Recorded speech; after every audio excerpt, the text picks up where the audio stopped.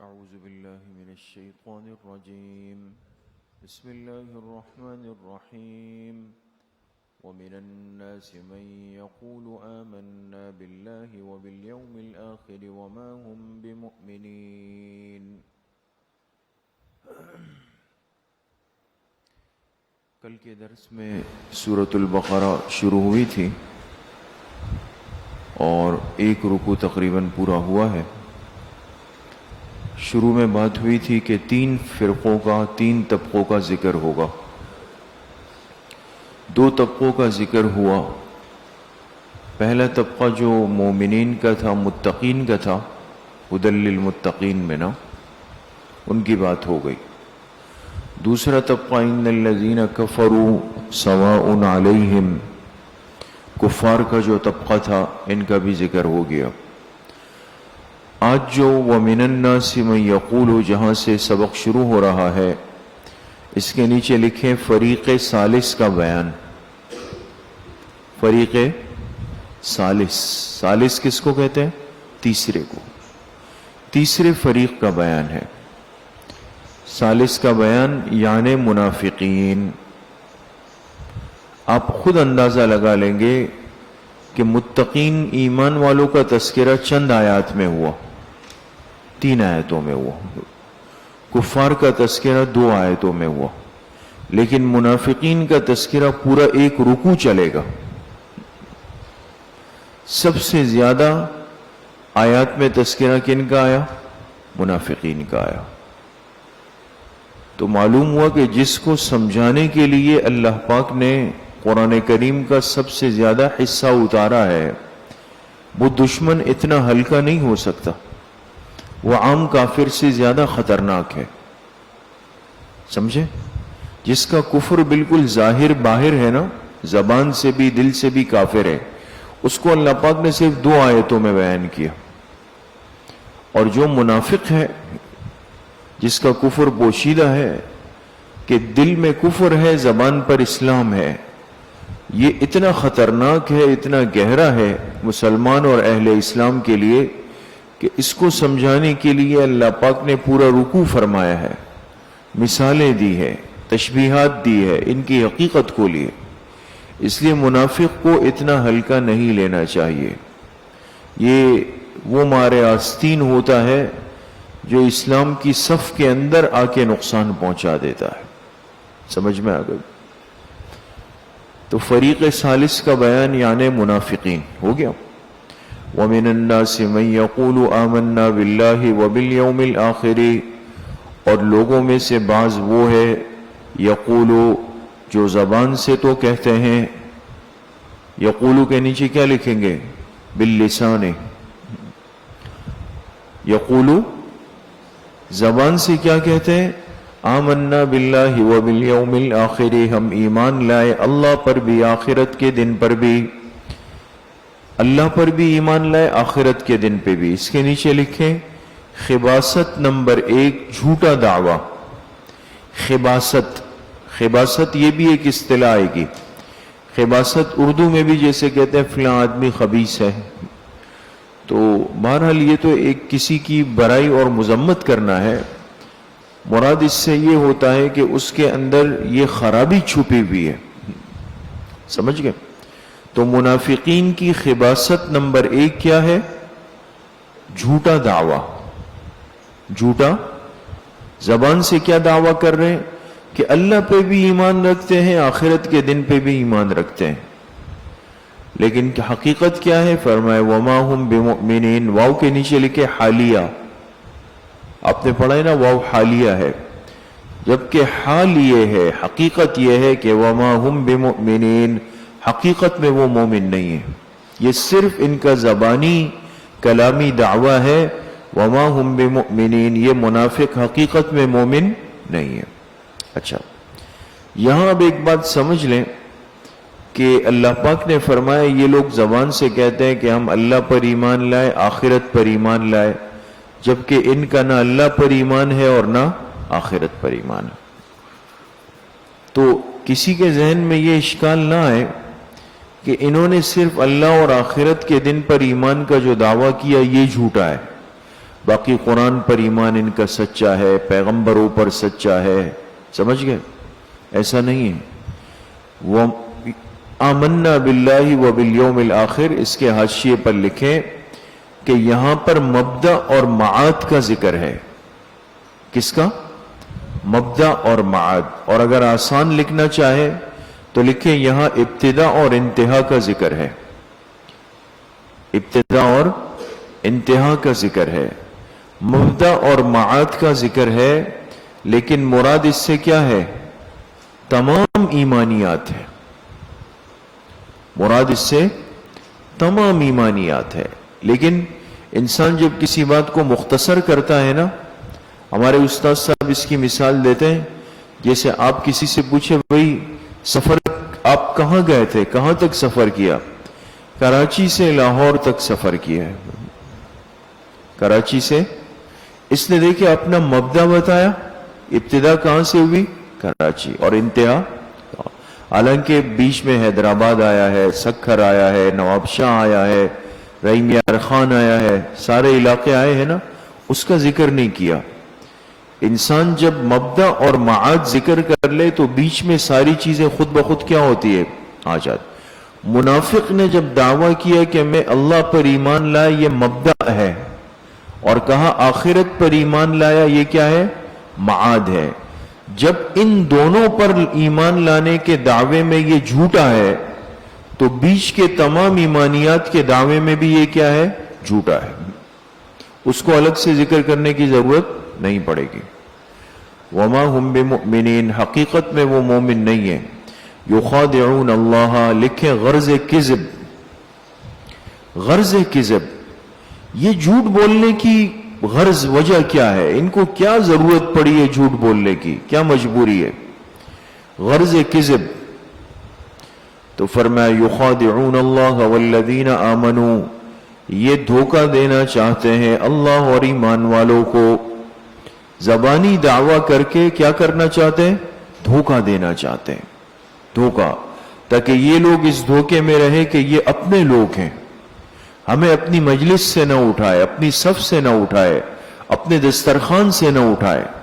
ہم ان کی صفوں میں مل کر رہیں گے اور اندر ان کی جڑیں کاٹیں گے. سمجھ گئے؟ تو جھوٹ بولنے کی غرض کیا ہے؟ دھوکہ دینا ہے. اور دھوکہ کس کو دینا چاہتے ہیں؟ اللہ کو اور ایمان والوں. اس پر وہ مشہور اعتراض اور اشکال ہوگا کہ اللہ پاک کو تو کوئی بھی دھوکہ نہیں دے سکتا. یہ تو ان کو بھی پتا ہے کہ اللہ پاک کی ذات اتنی عظیم ہے کہ ہم اللہ کو دھوکہ نہیں دے سکتے. اس لیے بات کو سمجھیں. تمام مفسرین نے لکھا ہے کہ یہاں محذوف مانیں گے یخادعون رسول اللہ والذین آمنوا. کیا محذوف نکالیں گے؟ یخادعون رسول اللہ. لہذا ترجمہ جب آپ لکھیں گے نا، جب آپ کا آخر میں امتحان ہوگا، دورہ تفسیر کا بھی امتحان ہوتا ہے نا، پتہ ہے آپ لوگوں کو؟ ہاں. بلکہ وہ دھوکہ دینا چاہتے ہیں اللہ کے رسول کو. وہ دھوکہ دینا چاہتے ہیں کس کو؟ اللہ کے رسول کو دھوکہ دینا چاہتے ہیں. لیکن دیکھیں اللہ پاک نے اپنے پیغمبر کی کتنی بڑی شان واضح کر دی کہ جو میرے پیغمبر کو دھوکہ دینے کی کوشش کر رہا ہے یہ حقیقت میں مجھے دھوکہ دینا چاہتا ہے. پیغمبر کے ساتھ بے اکرامی کا معاملہ کرنا اللہ کے ساتھ بے اکرامی ہے دوست. یہ دھوکہ دینا چاہتے ہیں اللہ کے رسول کو اور ایمان والوں کو، لیکن ایسے نادان ہیں کہ وما یخدعون الا انفسهم. لکھیں نتیجہ خداع. نتیجہ خداع، اپنے زعم اور گمان میں یہ دھوکہ دے رہے ہیں، لیکن حقیقت میں اس دھوکے کا نتیجہ کیا ہے وہ خود بھی ان کو نہیں پتا. نتیجہ خداع لکھا، نتیجہ خداع. وما یخدعون الا انفسهم، حقیقت میں یہ دھوکہ اپنے آپ کو دے رہے ہیں. حقیقت میں دھوکہ کس کو دے رہے ہیں؟ اپنے آپ کو دھوکہ دے رہے ہیں. وما یشعرون، اور انہیں احساس تک بھی نہیں ہے. انہیں احساس تک بھی نہیں ہے. بعض دفعہ انسان سمجھتا ہے کہ شاید میں سامنے والے کو بیوقوف بنا رہا ہوں، پاگل بنا رہا ہوں، جبکہ حقیقت کے اندر وہ خود بیوقوف بن رہا ہوتا ہے۔ اب مثال کے طور پہ میں آپ کو اس کی ایک مثال دوں۔ عام طور پہ کتابوں کے طلبہ تو خیر سمجھدار ہوتے ہیں، لیکن حفظ ناظرہ کے جو طلبہ ہوتے ہیں نا، ان بیچاروں کی بڑی وہ ہوتی ہے کہ قاری صاحب کچھ وقت کے لیے دائیں بائیں ہو جائے۔ ہم غفوریہ مسجد میں حفظ کرتے تھے، تو ایک طالب علم تھے نا، وہ ہمارے ساتھ نہیں پڑھتے تھے، وہ وہاں ایک قاری صاحب باہر پڑھاتے تھے، تو کچھ طلبہ ان کے پاس مسجد میں بیٹھتے تھے رات کو آ کے۔ اچھا ایک دن کیا ہوا، جو صف اول ہے جیسے یہاں بھی مثال کے طور پہ ہے، اب وہاں تو محراب سے آگے کافی جگہ تھی، اب اور زیادہ ہو گئے، تو وہ جو ان کے قاری صاحب تھے نا، وہ جانے لگے نا، انہوں نے 5-6 بچوں کو اس طرح ترتیب سے بٹھا دیا، بھائی آپ لوگ یہاں بیٹھ جائیں، خود کسی کام سے چلے گئے۔ ہم اوپر گردہ پڑھ رہے تھے، مغرب سے فارغ ہو کے عشاء کی اذان پہ ہم لوگ نیچے آ گئے نا۔ جب ہم لوگ نیچے آئے، وضو بنا کے ہم بیٹھ گئے، اب یہ جو 5 طلبہ تھے، ان میں سے ایک طالب علم بار بار پیچھے دیکھ رہا تھا نا کہ قاری صاحب نہیں تھے، تو وہ اٹھ کے آ کے وہاں لیٹ گیا یعنی سو گیا، اور اس سر کے نیچے ہاتھ رکھے اور پھر بار بار اوپر دیکھتے ہیں قاری صاحب ہے نہیں۔ اللہ کی شان یہ ہے کہ وہاں تو اس طرف بھی گیٹ ہے نا باہر کا، وہ قاری صاحب ان کے چلتے چلتے یہاں سے آ کے اس کھڑکی میں کھڑے ہو گئے، یہاں قاری صاحب کھڑے ہوئے، ہم تو دیکھ رہے تھے، وہ یہ طالب علم لیٹا ہوا ہے، بار بار پھر ایسے دیکھ رہا ہے، اور پھر کہتا ہے نہیں۔ اب قاری صاحب پیچھے سے کھڑے ہو کے دیکھ کے اس کو مسکرا رہے، پھر جو اس کو باہر سے گالیاں دی ہے یہاں سے، تو اب یہ کیا ہے، یہ اپنے آپ کو دھوکہ دے رہا تھا۔ مثال سمجھ میں آئی؟ اس کو ایسا لگا کہ جسے میں دیکھ رہا ہوں، میری نظر قاری صاحب پر ہے، حالانکہ پیچھے سے قاری صاحب اس کو دیکھ رہے تھے۔ منافق یہ سمجھتا ہے کہ شاید وہ اللہ پاک کو یا اللہ کے پیغمبر اور ایمان والوں کو دھوکہ دے رہا ہے، حقیقت میں جو ہے نا اس پر نظر اوپر سے ہے، اور اس کا سارا تماشا محفوظ ہو رہا ہوتا ہے۔ فی قلوبہم مرض، لکھے سبب خداع، اس خداع اور اس دھوکہ دینے کا سبب کیا ہے؟ ان کے اندر یہ مرض دھوکے کا پیدا کیوں ہوا؟ فرمایا اس لیے کہ فی قلوبہم مرض، ان کے دلوں میں بڑی بیماری ہے۔ مرضن کا ترجمہ لکھیں بڑی بیماری، صرف بیماری نہیں، یہ تنوین برائے تعظیم ہے دوستو، ان کے دلوں میں بڑی بیماری ہے، بڑی بیماری ہے۔ اب ظاہر سی بات ہے کہ آپ حضرات اتنا تو سمجھ گئے ہوں گے کہ اس سے مراد کوئی ہارٹ پیشنٹ نہیں ہے۔ ایک تو دل کی بیماریاں ہوتی ہے نا، خدا نخواستہ دل کے وال بند ہے، دل کمزور ہو جائے، تو یہ اس کا تذکرہ نہیں ہے کہ منافقین ہارٹ پیشنٹ ہے، ان کو کارڈیو میں چیک اپ کروانا چاہیے، نہیں۔ دیکھیں قرآن سے سمجھ میں آتا ہے کہ دل کے بھی امراض ہوتے ہیں، جس کو ہمارے بزرگوں نے قلب کی روحانی امراض قرار دیا ہے۔ یہ جو کہتے ہیں نا انسان اپنے روحانی علاج کی اصلاح کرے، تو قرآن کریم سے ثابت ہے کہ دل کے بھی کچھ امراض ہوتے ہیں۔ ایک تو جسم کے امراض ہے، بخار ہے، پیٹ درد ہے، بلڈ پریشر ہے، شوگر ہے، فلاں ہے۔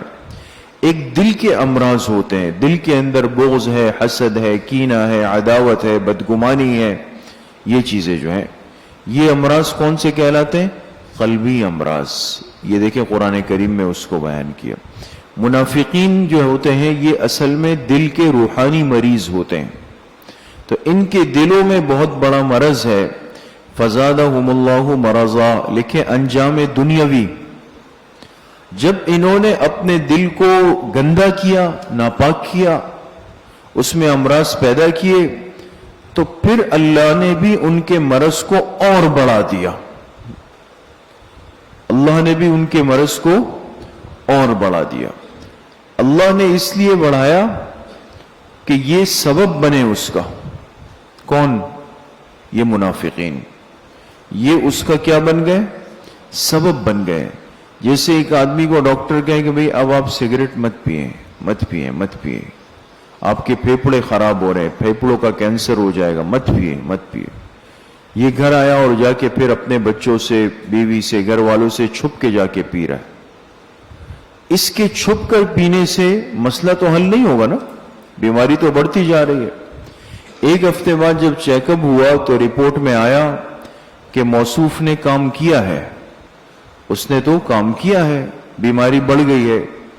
ہاں تو ڈاکٹر کو غصہ آیا اور اس نے جیب سے 100 روپے نکالے اور کہا کہ 2 پیکٹ میری طرف سے بھی لے لیجئے گا جاتے ہوئے، کام تو آپ نے خراب کر دیا نا. تو اب دیکھیں کوئی یہ نہیں کہے گا کہ بھئی ڈاکٹر صاحب اس کی بیماری کو اور بڑھا رہے ہیں. سبب کون بنا ہے؟ یہ آدمی خود بنا ہے. لیکن اب اپنے ڈاکٹر اور طبیب کو غصہ جب دلایا تو اس نے کہا 2 میری طرف سے بھی لے لیں. اللہ پاک جن سے اتنا ناراض ہوئے، فرمایا انہوں نے اپنے دل کو اتنا گندا کر لیا ہے کہ ہم ان کے مرض کو اور آگے لے گئے. لیکن اس مرض کو آگے لے جانے کا سبب اور ذریعہ کون بنے؟ یہ منافقین خود بنے. یہ ایک تعبیری جملہ ہوتا ہے. سمجھ میں آ گئی؟ اللہ نے ان کے مرض کو اور بڑھا لیا.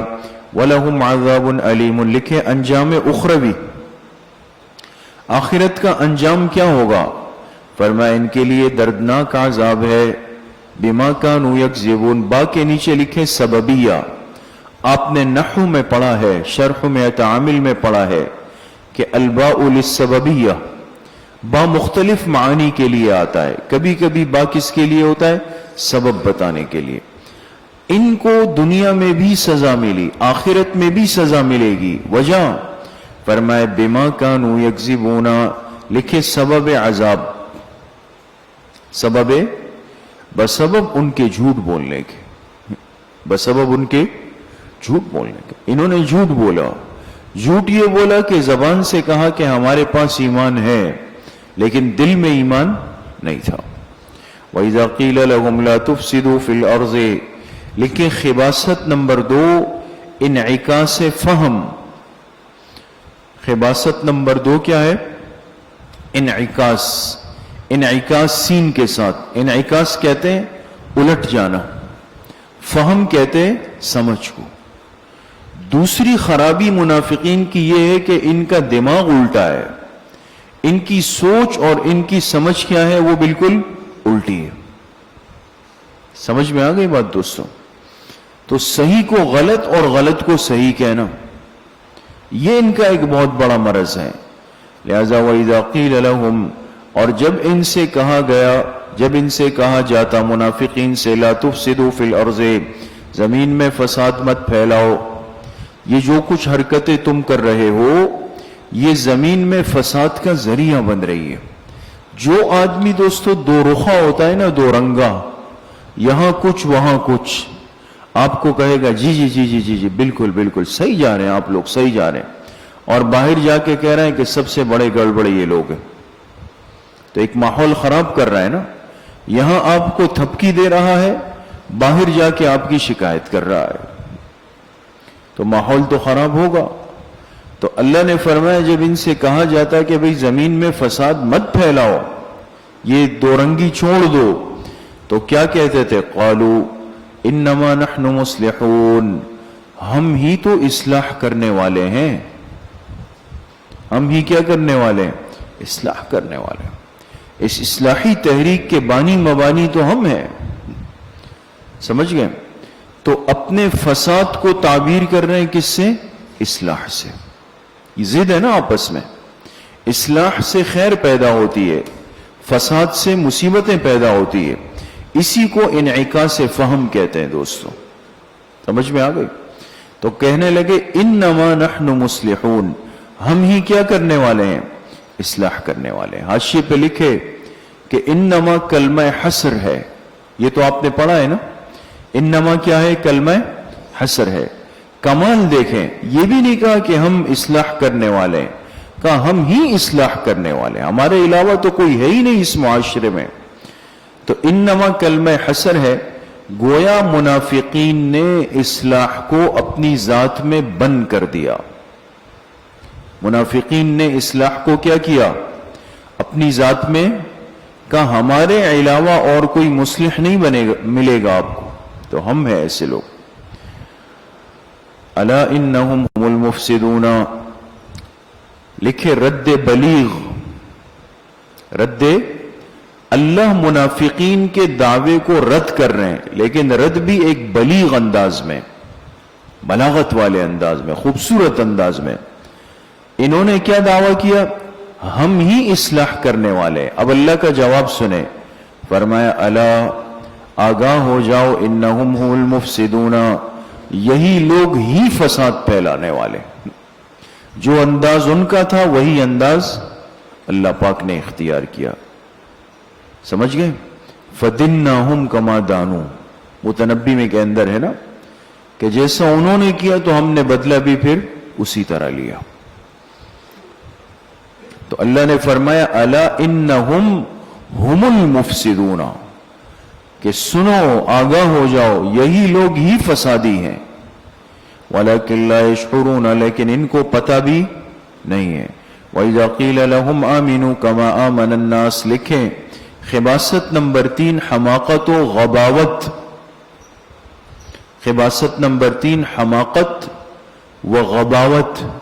حماقت کہتے ہیں احمق کو، بیوقوف کو، اور غباوت کس کو کہتے ہیں؟ غبی، کن ذہن، نکما، نالائق۔ سمجھ میں آ گئے؟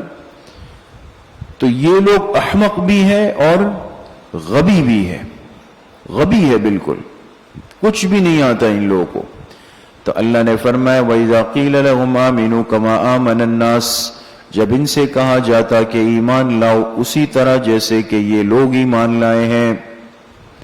آمینو کما آمن الناس، الناس کا جو الف لام ہے نا، الف لام، الناس کے الف لام کے نیچے لکھے عہد خارجی، عہد خارجی، اور ناس کے نیچے لکھے صحابہ اکرام رضوان اللہ علیہم اجمعین۔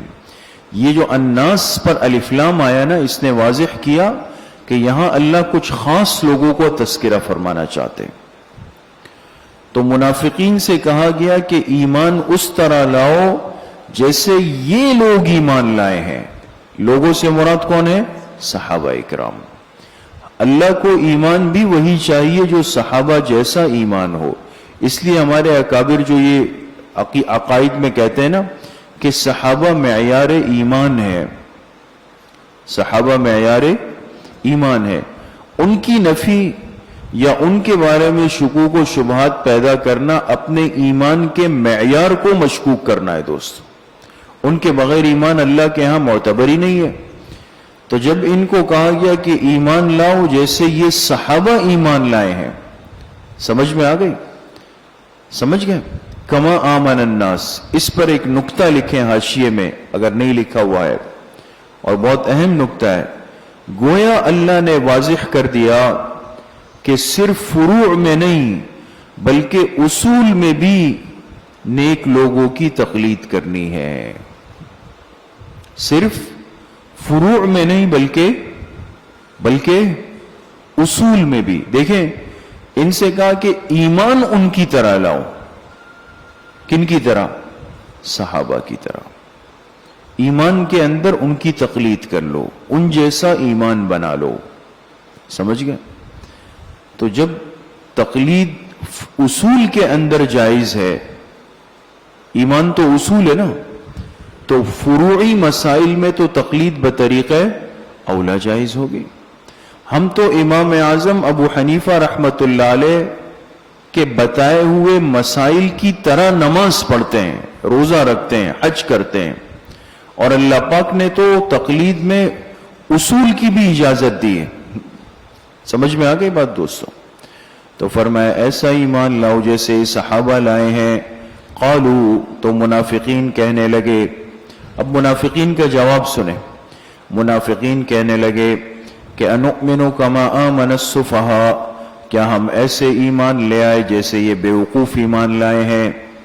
صحابہ کو گالی دینا منافقین کا کام ہے دوستو، یہ قرآن سے سمجھ میں آتا ہے۔ یہ کن کا کام ہے؟ منافقین کا کام ہے۔ سب سے پہلے اس دنیا میں پیغمبر کی مبارک جماعت کو گالی کس نے دی ہے؟ منافقین نے دیے، ہے نا؟ بیوقوف کہنا گالی نہیں. انہوں نے کہا ہم ایسے ایمان لائے جیسے یہ بیوقوف ایمان لائے ہیں، نعوذ باللہ من ذالکم. تو صحابہ کو کیا کہا؟ بیوقوف کہہ دیا کہ ہم تو ان کی طرح نہیں لاتے، یہ تو بیوقوف ہے. تو اللہ پاک نے پھر جواب خود دیا، الا انہم، لکھے رد بلیغ، رد بلیغ، فرمایا آگاہ ہو جاؤ یہی لوگ ہی بیوقوف ہیں. جو میرے پیغمبر کے صحابہ کو بیوقوف کہہ رہے ہیں، حقیقت میں بیوقوف وہ خود ہیں. سن لو یہی لوگ ہی بیوقوف ہے، ولکن لا یعلمون، لیکن وہ جانتے نہیں ہیں. لیکن وہ جانتے نہیں ہیں کہ ہمارے پاس بیوقوفی کا بھی سرٹیفکیٹ ہے. یہی لوگ ہی کیا ہے؟ بیوقوف ہے. سمجھ میں آ گئی بات دوستوں؟ وَإِذَا لَقُوا الَّذِينَ آمَنُوا قَالُوا آمَنَّا. لکھیں خباثت نمبر 4، منافقین کی دو رخی پالیسی. خباثات چل رہی ہے نا. خباثت نمبر 4 کیا ہے؟ منافقین کی دو رخی پالیسی. میں نے آپ کو مثال دی کہ آپ کے ساتھ بیٹھ کے ایک بات، باہر جا کے دوسری بات. وَإِذَا لَقُوا الَّذِينَ آمَنُوا، جب یہ منافقین ایمان والوں سے ملاقات کرتے ہیں، قالو تو کہتے ہیں آمنا، آمنا، ہم بھی جی ایمان لائے ہیں، ہم بھی جی ایمان لائے ہیں، ہم بھی ایمان لائے ہیں آپ لوگوں کے ساتھ. لیکن وَإِذَا خَلَوْا إِلَى شَيَاطِينِهِمْ، جب خلوت میں اپنے شیطانوں کے پاس جاتے ہیں. شیاطین کے نیچے لکھے سرداران یہود، سرداران یہود. یہ جو منافقین تھے نا دوستو مدینہ منورہ میں، تو ان کی جو سرپرستی کر رہے تھے وہ یہود کر رہے تھے. ان کی سرپرستی وہ کرتے تھے، ان پر سرپرستی کا دست شفقت انہوں نے رکھا ہوا تھا. ہر باطل کے پیچھے ایک دوسرا بڑا باطل بیٹھا ہوتا ہے، وہ اس کو تھپکی دیتا ہے کہ کرتے رہیں، پریشان نہ ہو، کبھی ضرورت پڑے تو یہ نمبر لے لے، ہم سے رابطہ کریں. یہ تو باطل کا طریقہ واردات ہوتا ہے دوستو. دنیا کا جو باطل دنیا کے جس کونے میں ہے، ایک بات ہمیشہ ایک اصولی نقطے کی بات یاد رکھیں، ایک باطل دنیا کے جس کونے میں بھی ہوگا اس کا ضرور دوسرے باطل سے رابطہ ہوگا. یہ باطل عنوان مختلف رکھ دیتا ہے، لیکن حقیقت کے اندر یہ کیا ہوتی ہے؟ ایک ہی بوسٹر کے سگنل ہوتے ہیں. بوسٹر جانتے ہیں نا؟ بوسٹر نہیں جانتے؟ یہ جو ٹاور لگا ہوا ہے نا ہاسپٹل کے اوپر، یہ زونگ کا ہے، سمجھ گئے؟ اس ٹاور سے سگنل پاس ہو رہے ہیں پورے علاقے کو، سمجھ گئے؟ اور جس کے پاس زونگ کی سم ہے تو اس کو اس سے فائدہ پہنچ رہا ہے. یہ ٹاور کام چھوڑ دے گا تو زونگ کی سم کام چھوڑ دے گی، سمجھ گئے؟ تو باطل کے سگنل دنیا میں چل رہے ہوتے ہیں، لیکن ان کا ایک مین بوسٹر ہوتا ہے، ٹاور ہوتا ہے، وہ سمجھ میں آ گئے؟ لہذا بالآخر یہ اسی سے رابطے کے اندر ہوتے ہیں. اب جس شکل میں کام کرے، جس ترتیب پہ کام کرے، لیکن مین بوسٹر ان کا ایک ضروری ہے. سمجھ میں آ گئی؟ تو وہ ایک عالم بیان فرما رہے تھے، وہ تو اصول تقلید بیان کر رہے تھے کہ تقلید ضروری ہے اس پر. تو انہوں نے بھی یہی تشبیہ دی کہ وَإِذَا خَلَوْا إِلَى شَيَاطِينِهِمْ، کہ دنیا کے ہر باطل کا جو مین بوسٹر ہے وہ شیطان ہے. وہ کیا ہے؟ وہ شیطان ہے. وہیں سے ان کے سگنل آ رہے ہوتے ہیں سب کے. تو جب یہ منافقین اپنے شیطانوں کے پاس جاتے ہیں نا، شیطانوں سے مراد کون ہے؟ سرداران یہود. ہمارے استاد صاحب کہتے ہیں گرو گھنٹال، نعمانی صاحب فرماتے ہیں گرو گھنٹال. یہ ایک ہندوستان کی اصطلاح ہے. وہ جس کو اپنا بڑا کہتے ہیں نا اس کو کہتے ہیں گرو گھنٹال. تو یہ منافقین جب اپنے گرو گھنٹالوں کے پاس جاتے ہیں، قالو تو ان سے کہتے ہیں انا معکم، ہم تو آپ کے لوگ ہیں. حالانکہ ایمان والوں سے کیا کہا تھا کہ ہم بھی ایمان والے، ہم بھی آپ والے. اور جب ان کے پاس گئے تو کہا کہ انا معکم، ان کو پاگل بنا کر آئے ہیں، ہم تو تمہارے ساتھی ہیں. انما نحن مستہزئون، ہم تو ان کا مذاق اڑا رہے ہیں. کن کا؟ ایمان والوں کا. سمجھ گئے؟ کہ ہم تو استہزاء کر رہے ہیں، ان کو بیوقوف بنا رہے ہیں ایمان والوں کو، باقی ہم اور آپ تو ایک ہیں. اللہ یستہزئ بہم، لکھے استہزاء کا انجام اخروی،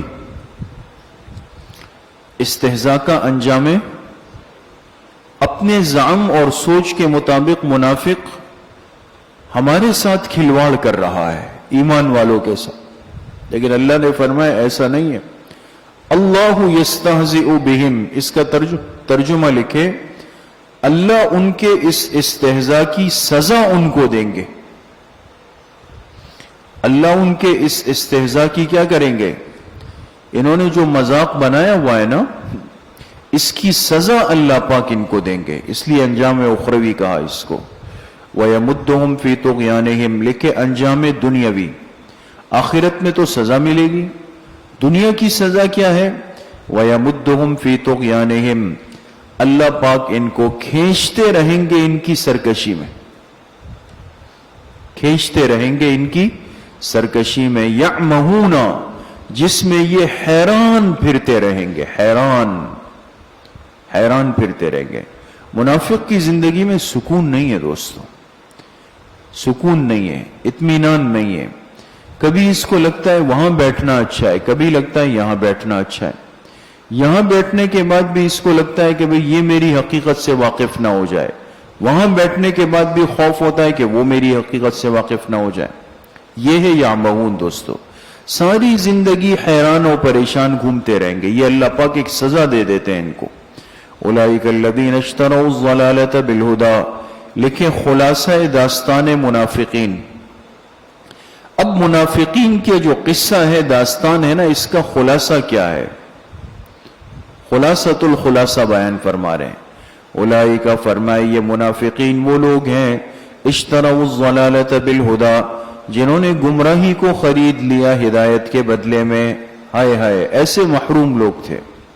ان کے پاس کھرے نوٹ تھے، کھرے نوٹ، وہ جا کے کھوٹے سکے خرید کے لیا. صحیح نوٹ تھے ان کے پاس، اوریجنل والے، وہ لے کر گئے بازار میں اور چھوٹے بچوں کو عید مبارک والے نوٹ خرید کر کے لیا. دیکھیں نا، بعض نوٹ پر لکھا ہوتا ہے پیارے بچوں کو عید کی خوشیاں مبارک ہو. 100 کا نوٹ ہے، 1000 کا نوٹ ہے نا. تو اوریجنل والے نوٹ لے گئے اور عید مبارک والے نوٹ خرید کر کے لے آئے، جس کی کوئی حیثیت نہیں ہے.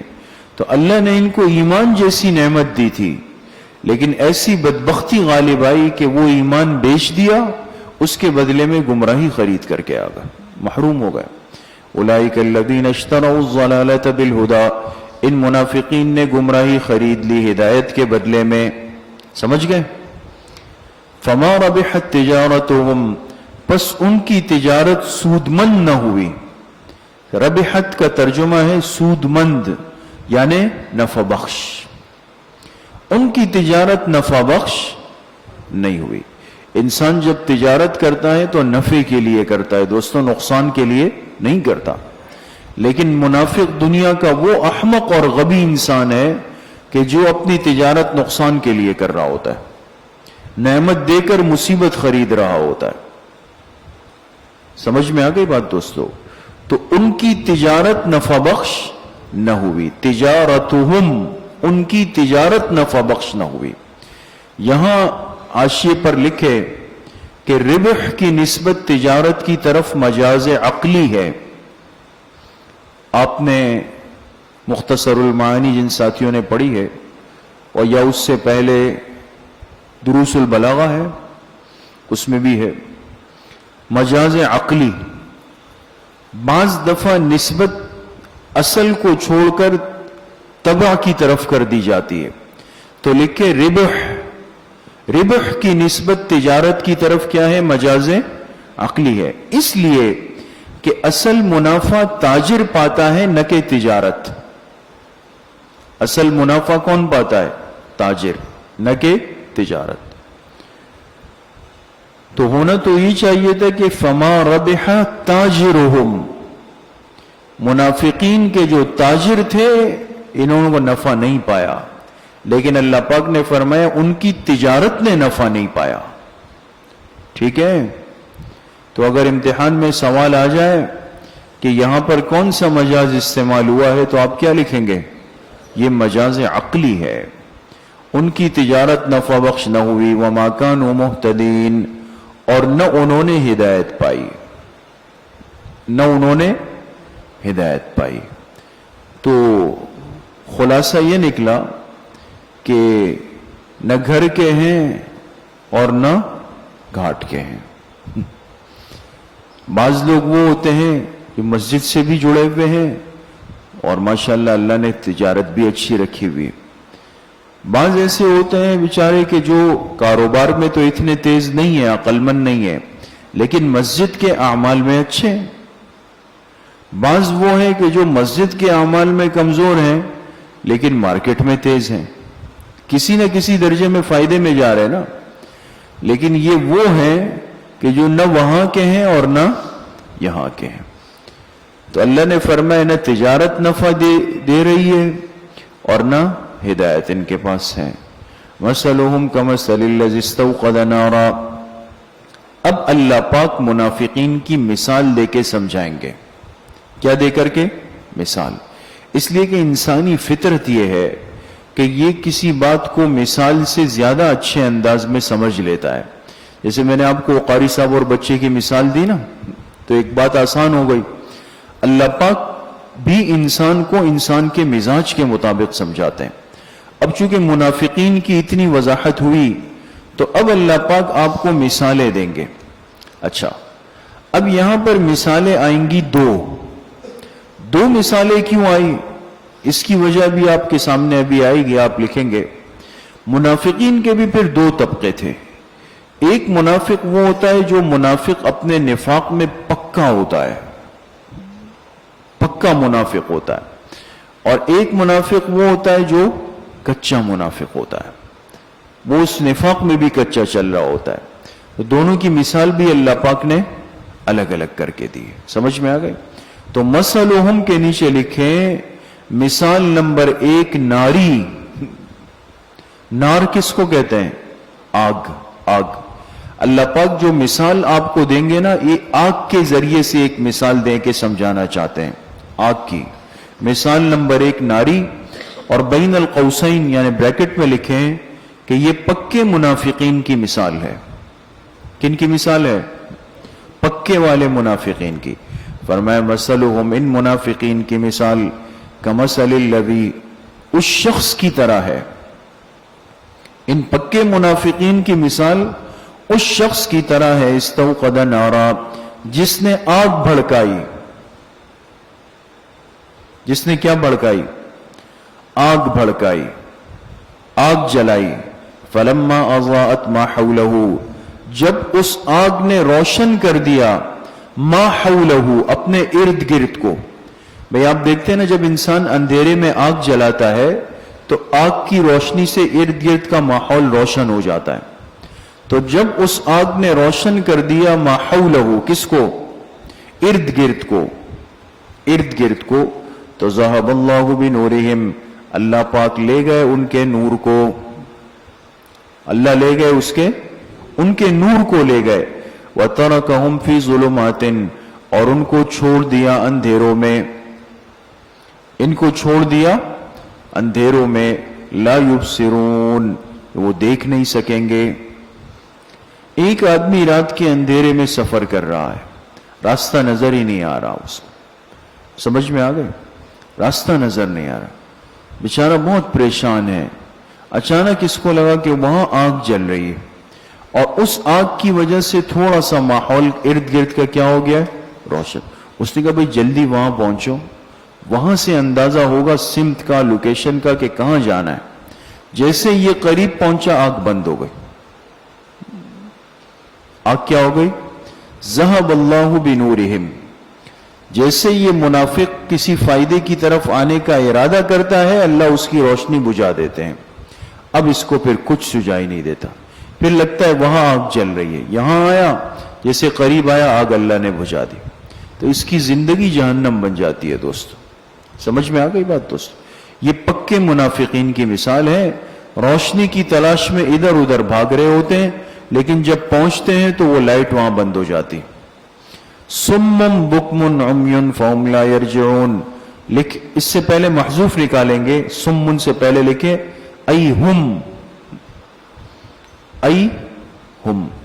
یہ جو منافقین ہے سمن یہ گویا کہ بہرے ہیں. سم کس کو کہتے ہیں؟ بہرے کو, سن نہیں سکتے. بکمن گونگے ہیں, عمیٌ اندھے ہیں, فہم لا یرجعون.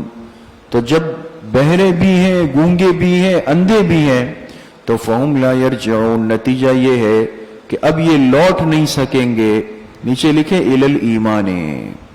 کس کی طرف نہیں لوٹ سکیں گے؟ ایمان کی طرف نہیں لوٹ سکیں گے. اس لیے ایمان بہت بڑی نعمت ہے دوستو, اس کی قدر کرنی چاہیے, اس کی حفاظت کرنی چاہیے. یہ نعمت عظمی جب انسان کو مل جائے اور پھر انسان اس کی ناقدری کرے تو کبھی ناراض ہو کہ پھر اللہ پاک اس سے ہمیشہ کے لیے محروم بھی کر دیتے. تو منافقین اب لوٹ نہیں سکیں گے الی الایمان. کس کی طرف؟ ایمان کی طرف. او کصیب من السماء. لکھے مثال نمبر 2 مائی. پہلی مثال کیا تھی؟ ناری, آگ کی مثال دی. اب پانی کے ذریعے سے اللہ ایک مثال دیں گے, پانی کی ایک مثال. مثال نمبر 2 مائی, اور بریکٹ میں لکھیں یہ کچے منافقین کی مثال, کچے والے منافقین. لکھ لیا؟ کصیبن. اس سے پہلے ہم محذوف نکالیں گے مثلہم. کیا نکالیں گے؟ مثلہم. اور ان کچے منافقین کی مثال ایسی ہے کصیبن. کصیبن کاف کے بعد اور سیبن سے پہلے اس بیچ میں محذوف نکالیں گے لفظ اصحاب. کاصحاب سیبن. سمجھ گئے؟ محذوفات کے بغیر قرآن حل نہیں ہوتا. اس لیے صاحب جلالین کو آپ نے دیکھا نا, جلالین شریف جو طلبہ پڑھ چکے ہیں وہ محذوفات نکالتے ہیں. کصیب من السماء. سمجھ گئے دوستوں؟ تو کصیب سے پہلے محذوف کیا نکلیں گے؟ مثلہم. اور کاف کے بعد کیا نکالیں گے؟ اصحابی. کچے منافقین کی مثال ایسی ہے کاصحاب صیب من السماء, جیسے کہ بارش والوں کی مثال. کن کی؟ بارش والے. صیب سے مراد کیا ہے دوستو؟ بارش ہے. بارش میں پانی اترتا ہے نا. اور کہاں سے آتا ہے؟ من السماء, آسمان سے آتا ہے. کچے منافقین کی مثال ایسی ہے جیسے کہ وہ لوگ جن پر آسمان سے بارش برس گئی. آسمان سے بارش برس گئی, اور بارش بھی وہ ہے کہ فیہ ظلمات ورعد وبرق. اس بارش میں اندھیرا بھی ہے, گرج بھی ہے, اور چمک والی بجلی بھی ہے. 3 چیزیں ذکر کی. ظلمات اندھیرا ہے, اور رعد گرج, اور برق چمک. بجلی چمک والی بجلی ہے اس میں. تو اب انسان آپ جا رہے ہیں اور اچانک آسمان گرجتا ہے. جب ہوتا ہے نا انسان کتنا ڈر جاتا ہے. تو اللہ پاک اب ان کی مثال دے رہے ہیں. کچے منافق ایسے ہیں کہ جو راستے میں جا رہے تھے اور اچانک تیز موسلادھار بارش شروع ہو گئی, جس کی وجہ سے اندھیرا بھی ہو گیا, گرج بھی ہو گئی, چمک بھی ہو گئی, کڑک بھی ہو گئی. تو گھبرا گئے. یجعلون اصابعهم فی آذانہم. یہ ٹھونس لیتے ہیں اپنی انگلیاں اپنے کانوں میں. یجعلون کا ترجمہ ہے ٹھونسنا, ڈال دینا. انسان کو جب کوئی چیز اچانک زور سے سنائی دیتی ہے تو انسان انگلیاں فوراً کان کے اندر. یہ ٹھونس لیتے ہیں, ڈال دیتے ہیں اپنی انگلیاں فی آذانہم. کہاں پہ؟ اپنے کانوں کے اندر. کیوں؟ من الصواعق. لکھیں بسبب بجلی کے کڑک کے. من الصواعق کا کیا ترجمہ ہے؟ بسبب بجلی کے, بسبب بجلی کے کڑک کے. حذر الموت. موت کے ڈر سے. موت کے, ان کو لگتا ہے کہیں یہ بجلی ہم پہ گر گئی تو ہم تو ہلاک ہو جائیں گے. موت کے ڈر سے بجلی کی کڑک سن کر فوراً کانوں میں انگلیاں ڈال دیتے. سمجھ میں آ گئی بات دوستوں؟ یہاں تفسیر عثمانی کے حوالے سے لکھا ہے علامہ شبیر احمد عثمانی رحمت اللہ علیہ نے کہ یہ جو بارش کی جو بجلی ہوتی ہے بارش میں، اس میں ایک کوئی ذی شعور مادہ ہوتا ہے. آسمانی بجلی جو ہوتی ہے اس میں کیا ہوتا ہے؟ ایک ذی شعور مادہ. ذی شعور سمجھتے ہیں؟ سمجھ رکھنے والا. ہمیں تو ایسا لگتا ہے نا کہ بجلی چمک رہی ہے، کہیں پر بھی چمک جائے، کچھ بھی ہو جائے. نہیں، علامہ عثمانی کی تحقیق یہ ہے کہ اللہ پاک جو بارش سے بجلی کڑکاتے ہیں نا، چمکاتے ہیں، اس میں ایک ذی شعور مادہ ہوتا ہے، سمجھ والا. لہذا انہوں نے لکھا ہے کہ ایسا ایک واقعہ پیش آیا کہ ایک آدمی چل رہا تھا اور بجلی کڑکی اس کے اوپر اور صرف اس کے جسم کا لباس اتار دیا. کیا اتار دیا؟ لباس. جسم کو نقصان نہیں ہوا، لباس ہٹا دیا اس سے. یعنی گویا وہ مادے میں اتنا شعور ہے کہ اس کو نقصان کس درجے کا پہنچانا ہے. اس لیے آپ سنتے ہیں کبھی خدا نخواستہ لوگ اس کے زد میں آ جاتے ہیں، جل کے ختم ہو جاتے ہیں. کبھی ہوائی جہاز اس کی زد میں آتے ہیں اور پورے کے پورے جہاز بھی کیا ہو جاتے ہیں؟ تباہ ہو جاتے ہیں، ختم ہو جاتے ہیں بالکل. اور کبھی اس بیچ میں انسان چل رہا ہوتا ہے، سب کچھ ہوتا ہے، کچھ بھی نہیں ہوتا اس میں. تو معلوم ہو اللہ نے اس کو ایک شعور دیا ہوا ہے. سمجھ میں آ گیا؟ واللہ محیط بالکافرین. لکھے جملہ معترضہ برائے تنبیہ منافقین. جملہ معترضہ سمجھتے ہیں نا؟ کبھی ایک بات چل رہی ہوگی اور درمیان میں کوئی بات بطور وضاحت کے آ جائے گی اور پھر دوبارہ مضمون کی طرف، موضوع کی طرف ہم آ جائیں گے. اس کو کہتے ہیں جملہ معترضہ. لیکن جملہ معترضہ فائدے سے خالی نہیں ہوتا. تو بات منافقین کی چل رہی ہے، منافقین کی. اللہ پاک نے ان کو تنبیہ کی، فرمایا واللہ محیط بالکافرین. اللہ پاک نے کافروں کو گھیر کر رکھا ہوا ہے. کافروں کو یعنی ان کو اشارہ کر دیا کہ غلط مت چلو، اللہ پاک کے احاطے اور دائرے سے کوئی بھی باہر نہیں ہے، تم بھی پھنس جاؤ گے. یکاد البرق یخطف ابصارہم. قریب ہے کہ بجلی اچک لے ان کی آنکھوں کو. قریب ہے کہ بجلی اچک لے. اچکنا جانتے ہیں نا؟ چھین لے. بجلی گرے گی اور ان کی نگاہوں کو، بینائی کو سلب کر دے گی، ان کو نابینا، اندھا بنا دے گی. تو فرمایا قریب ہے کہ بجلی اچک لے ان کی نگاہوں کو. کلما اضاء لهم. جب بھی وہ بجلی ان کے لیے روشن ہوتی ہے، بارش برستے برستے اچانک جب بجلی چمکتی ہے نا دوستو، تو تھوڑی سی روشنی تو بنتی ہے نا؟ تو اللہ منافق کی مثال دے رہے ہیں کہ یہ اندھیرے میں غلط راستے پہ جا رہے ہیں اور تھوڑی دیر کے لیے جیسے ان کو کوئی روشنی کی لکیر نظر آ جاتی ہے، جیسے بجلی چمکتے ہوئے تھوڑی روشنی پیدا ہو جاتی ہے. کلما اضاء لهم. جب بھی ان کے لیے روشنی پیدا ہوتی ہے، مشوا فیہ. تو یہ اس میں چل پڑتے ہیں، یہ اس میں. لیکن وَإِذَا أَظْلَمَ عَلَيْهِمْ. جب وہ ان کے لیے اندھیری ہو جائے، بجلی تو چمک کے فوراً بند ہو جاتی ہے، تو قاموا. یہ کھڑے کے کھڑے رہ جاتے ہیں. یہ کیا ہو جاتے ہیں؟ کھڑے کے کھڑے رہ. اب آگے نہیں بڑھ سکتے، پھر وہیں پر. وَلَوْ شَاءَ اللَّهُ لَذَهَبَ. لکھے زجر یہ بھی ایک اصطلاح ہوگی. زجر کہتے ہیں ڈانٹ کو. اگر اللہ چاہتے تو لَذَهَبَ بِسَمْعِهِمْ وَأَبْصَارِهِمْ. تو لے جاتے ان کی سنوائی بھی اور ان کی بینائی بھی. سمع کس کو کہتے ہیں؟ سنوائی جانتے ہیں؟ ہم آسان ترجمہ کرتے ہیں سمع کا کان سے.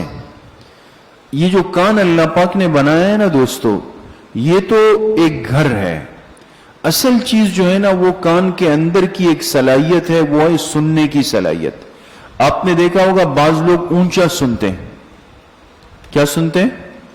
آپ کوئی بات کریں گے اور وہ کہیں گے جی، تو اب دیکھیں کان تو ہے لیکن کان اپنا کام نہیں کر رہا. معلوم ہوا کہ اصل فائدہ جو ہے نا وہ کان کے اندر ایک نعمت ہے اور اس کو کیا کہتے ہیں دوستو؟ سنوائی. اس کو کیا کہتے ہیں؟ ہمارے ہاں آج کل جو لوگ بیچارے سرکاری دفاتر میں پریشان ہوتے ہیں نا، معاملات حل نہیں ہوتے، تو وہ کہتے ہیں بھائی اس ملک میں سنوائی نہیں ہے کسی کی، یعنی کوئی سننے والا نہیں ہے. تو اللہ پاک نے فرمایا اگر تو میں چاہتا تو منافقین کی سنوائی بھی چھین لیتا اور ان کی بینائی بھی چھین لیتا. ان اللہ علی کل شیء قدیر، بے شک اللہ تعالی ہر چیز پہ قدرت رکھنے والے ہیں. سمجھ میں آ گئے؟ سمجھ گئے؟ حاشیے پر لکھیں کہ یہ جو تشبیہ ہے، یہ جو تشبیہ دی نا منافقین کو، یہ جو تشبیہ ہے یہ تشبیہ ہے مرکب ہے. یہ تشبیہ کون سی ہے؟ تشبیہ ہے مرکب. اب یہ تو آپ حضرات کچھ پڑھ بھی لیں گے اور کچھ پڑھا ہوگا. ایک ہوتا ہے تشبیہ مفرد اور ایک ہوتا ہے تشبیہ مرکب. سمجھ گئے؟ یہ کون سی تشبیہ ہے؟ تشبیہ مرکب. تشبیہ مرکب کیا ہے؟ ایک ہیئت کو دوسرے ہیئت سے تشبیہ دی جائے. ہیئت جانتے ہیں نا؟ کیفیت. ایک ہیئت کو دوسرے ہیئت سے تشبیہ دی جائے. اب دیکھیں منافقین کو تشبیہ دی آسمان سے برسنے والی بارش سے، ہے نا؟ منافقین کی ہیئت کی تشبیہ دی بارش کی ہیئت سے. یہ تشبیہ کس چیز میں ہے؟ لکھے یہ تشبیہ تذبذب و تردد کے اندر ہے. کس چیز کے اندر ہے؟ تذبذب و تردد. مشکل اردو تو نہیں ہے نا؟ تذبذب و تردد کے اندر ہے. آسان سی مثال ہے دوستوں. آپ حضرات نکلے اور آپ کو کام تھا گرو مندر کی بیکری سے کچھ چیزیں لانی تھی.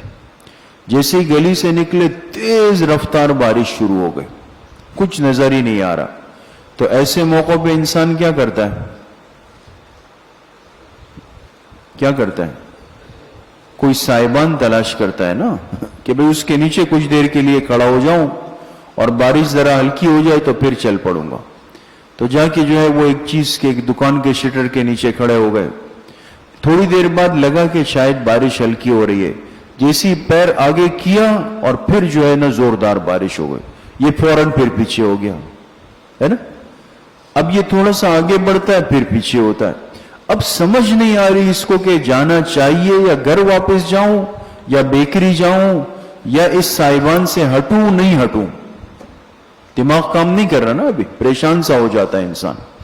تو جیسے تیز بارش میں پھنسنے والا آدمی تذبذب و تردد کا شکار ہوتا ہے کہ کیا کروں، آگے جاؤں پیچھے جاؤں یہی کھڑا رہوں، منافق کی یہی حالت ہوتی. یہ تشبیہ سمجھ میں آئی؟ اس کو کہتے ہیں تشبیہ مرکب. ایک چیز کی ہیئت کو تشبیہ دی جائے دوسری چیز کی ہیئت سے. نہیں سمجھے بات؟ دیکھیں، یا ایھا الناس اعبدوا ربکم الذی خلقکم. لکھیں خطاب عام. 3 فرقوں کا ذکر ہوا، ایمان والوں کا، کافروں کا، منافقین کا. اب عمومی خطاب ہے. اب کیا ہے؟ پوری انسانیت کو یا ایھا الناس، اے لوگو. لکھیں خطاب عام اور حاشیے پر لکھے تمہید کے بعد توحید کا ذکر. وہ آپ کو یاد ہوگا ہم نے الف لام میم کے نیچے لکھا تھا تمہید، ہے نا؟ تمہید. تو لکھے تمہید کے بعد توحید کا ذکر. اب توحید کی بات شروع ہو رہی ہے. یا ایھا الناس، اے لوگو، اعبدوا ربکم. اعبدوا کے نیچے لکھے دعوی توحید. دعوی توحید. اعبدوا ربکم، تم اپنے خاص اپنے رب ہی کی عبادت کرو. ربکم کے نیچے لکھے خاص. تم خاص کیا کرو؟ اپنے رب ہی کی عبادت کرو، خاص اپنے رب ہی کی عبادت کرو۔ عبادت کو اللہ کے ساتھ خاص کرنا ہی توحید ہے۔ اس لیے اگر حاشیے پر نہیں لکھا تو لکھ لیں کہ عبداللہ ابن عباس رضی اللہ عنہ فرماتے ہیں اعبدوا ربکم ای وحدوا ربکم فی العبادہ۔ یہ حاشیے پہ لکھا ہوا ہے۔ اعبدوا ربکم کا کیا مطلب ہے؟ ہاں، وحدوا ربکم فی العبادہ، عبادت کو خاص کر دو ایک اپنے رب کے لیے۔ سمجھ میں آ گئی؟ اعبدوا ربکم، خاص عبادت کرو اپنے ہی رب کی، الذی خلقکم، جس نے تمہیں پیدا کیا ہے۔ الذی خلقکم کے نیچے لکھے دلیل عقلی انفسی، آیا تھا نا کہ بعض دلائل عقلی ہوں گے، اور پھر عقل کی دلائل کی مختلف قسمیں ہیں، ایک انفسی ہے ایک آفاقی ہے۔ اب اللہ فرما رہے ہیں کہ میری عبادت کیوں کرو؟ کہ اپنا جسم دیکھ لو، جس نے تمہیں پیدا کیا۔ اب اپنے جسم پہ غور کر لو کہ تمہارا اتنا خوبصورت جسم جو ہے یہ کسی فوٹو اسٹیٹ کی مشین سے تو نہیں آیا نا؟ ایسا تو نہیں ہوا کہ کوئی گیا اور کہا کہ جی اس طرح والا نکال کے دے دے۔ انسان ڈاؤن لوڈ ہو کے تو نہیں بنا ہے، یہ تو اللہ پاک کی قدرت کی کاریگری ہے دوستو۔ سمجھ میں آ گئی بات دوستو؟ تو فرمایا جس نے تجھے پیدا کیا، اس کو کیا کہتے ہیں؟ دلیل عقلی انفسی، دلیل عقلی انفسی۔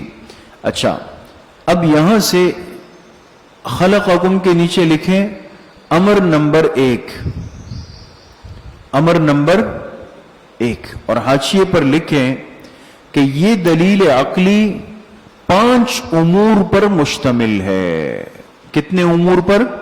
5 امور۔ یہ جو دلیل عقلی آئی نا الذی خلقکم، یہ دلیل عقلی کتنے امور پر مشتمل ہے؟ 5 امور پر۔ خلقکم کے نیچے کیا لکھا؟ امر نمبر 1۔ پہلی بات تو یہ ہے کہ اللہ ہی کی عبادت اس لیے کرنی ہے کہ اللہ نے تمہیں پیدا کیا ہے۔ سمجھ میں آ رہی ہے؟ والذین من قبلکم لکھے امر نمبر 2، اور اس نے تم سے پچھلوں کو بھی پیدا کیا، اس نے تم سے پچھلوں کو بھی پیدا کیا۔ امر نمبر 2، لعلکم تتقون لکھے ثمرہ عبادت۔ ثمرہ کس کو کہتے ہیں؟ نتیجے کو، انجام کو۔ ثمرہ ثا کے ساتھ ہے، ثمرہ عبادت۔ ہم اللہ کی عبادت کر لیتے ہیں، چلو کر لیتے ہیں تو کیا ہوگا؟ فرمائے لعلکم تتقون، تاکہ تم بچ سکو۔ تتقون کے نیچے لکھے من جہنم، کس چیز سے بچ سکو؟ جہنم سے بچ سکو۔ سمجھ میں آ گئی بات دوستو؟ تاکہ تم بچ سکو۔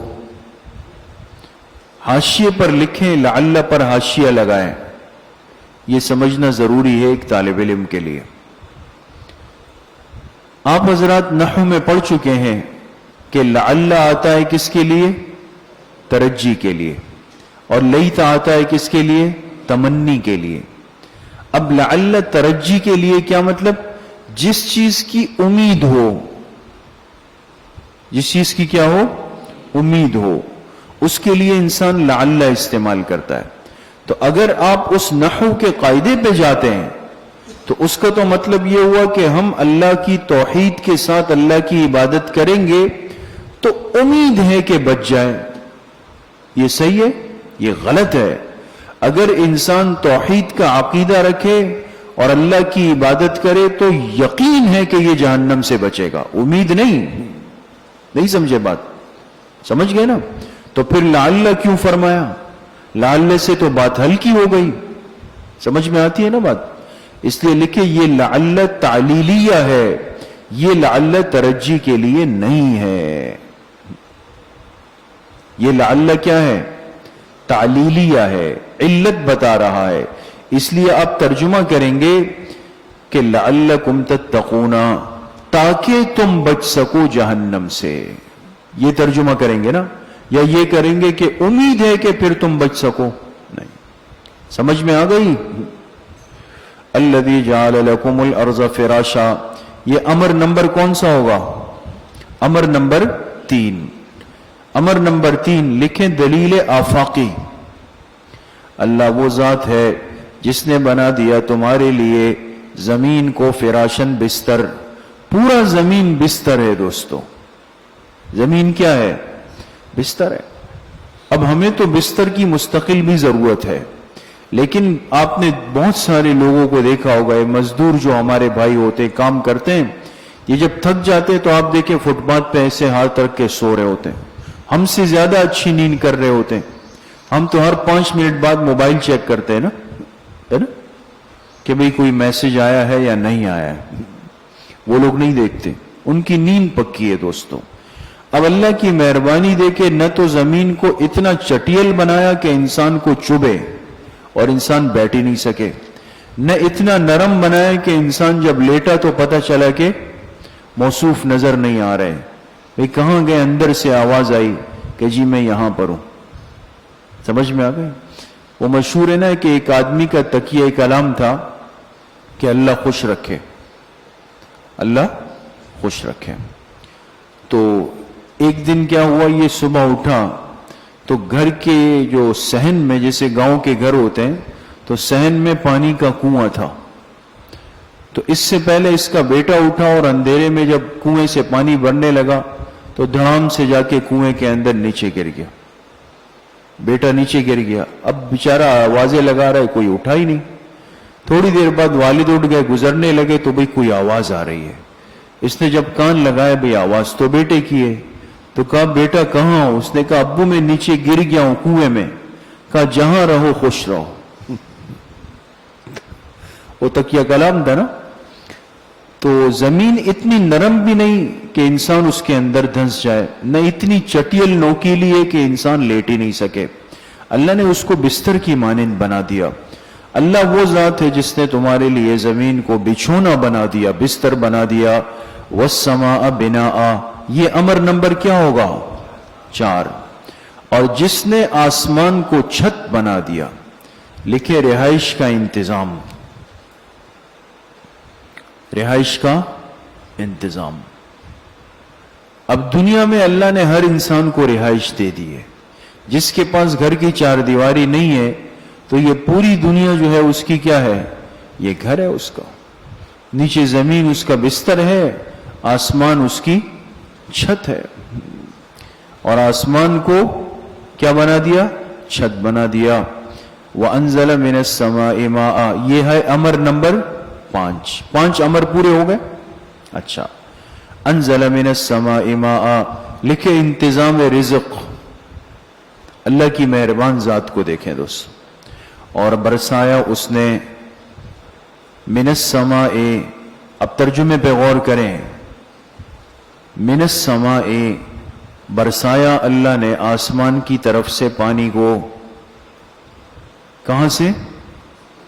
آسمان سے نہیں، ترجمہ کیا کیا؟ آسمان کی طرف سے۔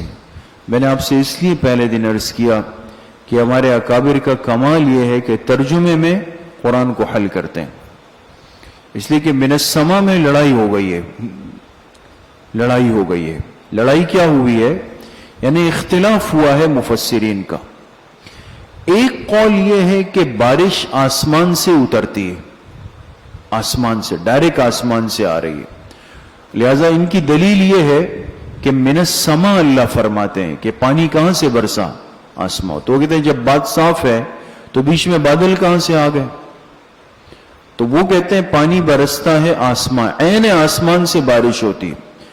دوسرا قول یہ ہے کہ نہیں، پانی بنتا تو آسمان سے ہے لیکن جمع کہاں ہو جاتا ہے؟ بادلوں میں جمع ہوتا ہے، اور پھر بادل سے برستا ہے۔ کہاں سے برستا ہے؟ بادل سے۔ لیکن بادل کو آسمان کیوں کہا؟ کہ کل ما فوق الرأس فہو سماء، آپ نے پڑھا ہے جو چیز آپ کے سر کے اوپر ہے وہ کس سے تعبیر ہوتی ہے؟ آسمان سے. جیسے مثال کے طور پہ آپ بیٹھے ہوئے ہیں نیچے، کوئی آپ سے پوچھے کہ بھئی کہاں ہے، آپ کہتے ہیں کھلے آسمان کے نیچے بیٹھا ہوا، حالانکہ آپ کے نیچے اوپر ایک چھت ہے، پھر وہ ایک اور چھت ہے، پھر ایک اور چھت ہے، بہت ساری چیزیں آ رہی ہے اوپر. لیکن جب انسان کھلی زمین پر بیٹھتا ہے تو تعبیر کیا کرتا ہے کہ میں آسمان کے نیچے بیٹھا ہوں. تو جو چیز سر کے اوپر ہے وہ کیا ہو جاتی ہے؟ آسمان. بادل بھی آسمان ہے. وہ دو اقوال ہے. اب ترجمہ جو ہم نے کیا تو اس سے دونوں اقوال ہی حل ہو گئے کہ اللہ نے پانی برسایا کس کی طرف سے؟ آسمان کی طرف سے. تو اس میں آسمان بھی آ گئے اور بادل بھی آ گئے. فاخرج به من الثمرات، من کے نیچے لکھے زائدہ. یہ من کیا ہے؟ زائدہ. لیکن دیکھیں یاد رکھیں، آپ حضرات طلبہ ہیں، مستقبل کے علماء ہیں، بعض باتیں پریشانی کا باعث بنتی ہے. اگر آپ عام آدمی کو کہیں گے کہ من زائدہ ہے تو اردو میں زائد چیز کہتے ہیں اس کو جو بیکار ہو. نعوذ باللہ قرآن کریم کا ایک حرف نہیں، ایک حرکت بھی بیکار نہیں ہے. ہر چیز جو ہے وہ فصاحت و بلاغت کا مجموعہ ہے. تو اس لیے جو ہم زائدہ کہتے ہیں یہ نحوی اصطلاح ہے کہ ترکیبی اعتبار سے اس کی کوئی حیثیت نہیں ہے، باقی معنی اور مفہوم تو ہے اس کا. فاخرج به، پھر نکالا اللہ نے، به ای بالماء، آسمان سے پانی برسایا اور پھر اس پانی کے ذریعے سے اللہ نے نکالا من الثمرات، کس کو؟ پھلوں کو. زمین سے پھل نکالے، رزقا لکم، تمہارے رزق کے لیے. فلا تجعلوا للہ اندادا، لکھے ثمرہ دلیل. ثمرہ دلیل، یہ جو اللہ پاک نے ساری باتیں بیان فرمائی کہ تمہارے لیے آسمان چھت ہے، تمہارے لیے زمین بستر ہے، تمہارے لیے بارش رزق کا انتظام ہے، یہ ان دلائل کا نتیجہ کیا نکلے گا؟ ثمرہ دلیل. فرمایا جب یہ باتیں ذہن میں بیٹھ گئی تو اب خود فیصلہ کر لو کہ فلا تجعلوا للہ اندادا، اللہ کے لیے شریک مت بناؤ. اب اللہ کے لیے اندادن، شریک، اللہ کے لیے شریک مت بناؤ. وانتم تعلمون، جبکہ تم جانتے بھی ہو. جبکہ تم جانتے بھی ہو. کیا جانتے ہو؟ کہ وہ چیزیں خدا کی شریک نہیں ہو سکتی. یہ ہے جبکہ تم جانتے بھی ہو کہ وہ چیزیں اللہ کی شریک نہیں بن سکتی. یہ کسی بت کو، پتھر کو اللہ کا شریک بناتے تھے تو کہا اپنی عقل پہ زور ڈالو کہ یہ اللہ کے شریک ہو سکتے ہیں. وَأَنْتُمْ تَعْلَمُونَ، تم جانتے بھی ہو کہ یہ چیزیں اللہ کی شریک نہیں ہو سکتی. وَإِن كُنتُمْ فِي رَيْبٍ مِّمَّا نَزَّلْنَا، لکھیں صداقت قرآن و اثبات رسالت، اس کا موضوع لکھیں صداقت قرآن و اثبات رسالت. وَإِن كُنتُمْ فِي رَيْبٍ مِّمَّا نَزَّلْنَا عَلَىٰ عَبْدِنَا، اور اگر تم شک میں پڑے ہوئے ہو، اگر تم شک میں پڑے ہوئے ہو، مما، اس کتاب کے بارے میں، نزلنا علی عبدنا، جو ہم نے اتارا اپنے اس بندے پر. بندے سے مراد کون ہے؟ جناب رسول اللہ صلی اللہ علیہ وسلم. تو اللہ نے فرمایا اگر تمہیں شک ہے اس وحی اور اس کتاب کے بارے میں جو ہم نے اپنے اس بندے پر اتاری ہے، تمہیں کیا ہے؟ شک ہے. مما نزلنا کے نیچے لکھیں شبہ اول کا جواب. شبہ اول کا جواب. شبہ یہ تھا، کافر شبہ یہ کرتے تھے کہ یہ کتاب اور یہ وحی آپ علیہ السلام خود بنا کر لاتے ہیں. کیا کرتے ہیں؟ خود بنا کر لاتے ہیں. ایک لوہار تھا مکہ میں، اس کا نام تھا بلعام. بلعام، آپ علیہ السلام ان کے ساتھ جا کے بیٹھتے تھے، کچھ دیر کے لیے بات چیت کرتے تھے. وہ شریف قسم کا آدمی تھا اور الجنس یمیل الی جنسہ، تو انسان کا مزاج ہے نا، تو وہ ذرا ان کے اندر ایک بھلا سا آدمی تھا، تو آپ علیہ السلام اس کے ساتھ کبھی کبھی بیٹھتے تھے، تو ان لوگوں نے کیا مشہور کر دیا، کہا کہ آپ علیہ السلام جو کچھ بیان کرتے ہیں کس سے سیکھ کر آتے ہیں؟ بلعام سے۔ یہ عقل میں آنے والی بات ہے دوستو، ہاں آنے والی بات ہے۔ ایک طالب علم آ کے پوری سورہ فاتحہ کی ترکیب کر لے، سورہ فاتحہ کی ترکیب آسان تو نہیں ہے نا، پوری سورہ فاتحہ کی ترکیب کر لی، تو باقی طالب علم حیران ہو گئے کہ یار یہ تو بڑا کمال ہو گیا، آج اس نے سورہ فاتحہ کی ترکیب کی۔ ایک نے کھڑے ہو کے کہا کہ یہ اس کا کمال تھوڑی ہے، یہ کل موچی کے ساتھ بیٹھا ہوا تھا، اس سے سیکھ کے آیا۔ کیا خیال ہے؟ موچی ترکیب کا تو امام ہے نا، امام النحو ہے، یعنی بات بھی انسان وہ کرے جس کا کوئی سر پیر تو ہو نا۔ اب لوہار کا علم سے، اتنے فصیح و بلیغ کلام سے کیا واسطہ ہے؟ وہ بیچارہ تو سارا دن اپنا لوہا ٹھوک رہا ہے، ویلڈنگ کا کام کر رہا ہے، اور الزام بھی لگائے تو کہا کہ یہ اس سے سیکھ کے آیا۔ سمجھ گئے؟ تو فرمایا اگر تمہیں شک ہے اس کتاب یا وحی کے بارے میں جو ہم نے اپنے اس بندے پہ اتاری ہے، تو فَأْتُوا بِسُورَةٍ مِّن مِّثْلِهِ، تو لے آؤ ایک چھوٹی سی سورت بھی اس کی مانند۔ سورت ان کے نیچے لکھے چھوٹی سورت، یہ تنوین جو ہے یہ کس کے لیے ہے؟ برائے تنکیر، تصغیر کے لیے ہے۔ چھوٹی سی ایک سورت لے آؤ، بڑی بھی نہیں، سورہ کوثر جیسی سورت بنا کے لے آؤ۔ سمجھ گئے؟ ایک چھوٹی سی سورت تم بنا کر لے آؤ، لکھے تنکیر برائے تقلیل،